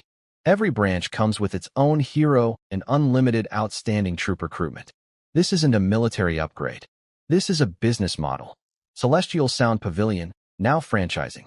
Ever since the global announcement, everyone and their grandmother has been trying to buddy up to me. Military districts, lord families, even random strangers. All hoping to get first dibs when I, inevitably, reverse engineer troop blueprints from my created species. The joke was always on them. I didn't create anything. The Empress brought her entire school from another dimension. I couldn't reverse engineer a sandwich, let alone a troop blueprint. Until now. Because the Celestial Sound Pavilion at level 7 just casually unlocked Celestial Sound Branch, a portable, reproducible troop building blueprint that comes with its own outstanding tier hero included. I can manufacture these and hand them out like business cards. They were actually right all along. I hate it when other people are correct. The branch building lets any female human lord recruit Celestial Sound disciples endlessly. No trial tower though, so no epic promotions. That stays exclusive to headquarters. The franchise gets the value menu, not the VIP experience. I can even choose which techniques to include. Full version for allies, stripped-down version for customers. I invented DLC for martial arts. Blueprint created. Cost, 10,000 Sect Fortune points. Now, who gets the first one? Shuexiao, Yeye, or Mu Qingxuang? Shuexiao already has the Dwarf Royal Palace, but Ding and Shuexiao has transferred 5 million spirit stones. I stared at the notification. I just made this blueprint 3 seconds ago. How does she already? Did someone bug my territory? I literally looked up at the ceiling like a paranoid idiot. Then she video called, breathless, the Mountain King. You promised me priority recruitment rights. 5 million stones, remember? Oh, right. The monthly Mountain King from the Dwarf Royal Palace. I'd completely forgotten that building existed. Under Yan's command, my weakest angel is stronger than a Mountain King now. That palace is basically a museum to me. Relax, it's yours, she beamed. Thank you. You're the best. Looking at her excited little face, I made my decision. I sent her the Celestial Sound Branch blueprint. Check your mail. See if you can build this. Then I hung up before she could ask questions. Smooth exit. Meanwhile, I had a pest to deal with. This elf named Orlando, a wandering hero, pretty boy bard type, had been stalking my tavern for weeks. First showed up after my world-famous reputation hit. Then again after the domain break. Each time, crying and begging to become my hero. I have a B-rank speed skill. Dual C-rank command over archers and hunters. I could evolve to epic soon, buddy. I have 3 legendary heroes. My regular soldiers are stronger than you. My tavern is literally a condemned building because I never bothered upgrading it, and you keep showing up like it's a 5-star resort. Orlando, I already have a hero token lined up, but I know a guy who'd love to have you. His face crumbled. You're rejecting me because I'm not a woman, aren't you? I nearly punched him. Deep breath. Deep breath. 9 years of mandatory education saved your life just now. The textbook literally says don't offend wandering heroes because they might secretly be some kingdom's prince. So I restrained myself. Orlando sighed dramatically. Perhaps only an epic-tier heroine, no, a legendary heroine, is worthy of standing beside you. Then he did an elegant bow. We shall meet again, my lord, and vanished into the tavern portal like a sad, beautiful ghost. The real problem? He's clearly sensed my life fountain. That's why he keeps coming back. If word spreads among the elf community that some human lord has a legendary life-restoring spring, that could get messy. But elves are too proud to start wars over jealousy. Probably. Hopefully. I shook it off and pulled out the legendary hero token I got from the Terror King boss. Recruit. Golden light erupted. Hero number 4 was on the way. Meanwhile, at Shueisha's place, her mom was visiting again to help with the Mountain King trade, but actually just there to eat my food and spy on my progress. And Luashi was gushing about me. Creative, capable, principled, and handsome. The only tiny issue is all the women around him. Normally Shueisha would have tackled her mom for teasing, but she was frozen solid, staring at her screen with her mouth hanging open. And Luashi, what's wrong? Shueisha turned to her mother with an expression that said, reality has broken, Mom. If I'm reading this right, Jiang Chun has already reverse-engineered the celestial sound disciple building blueprint, and Luashi's smile vanished. Because that wasn't supposed to happen for another 100 years, and I did it in under a month.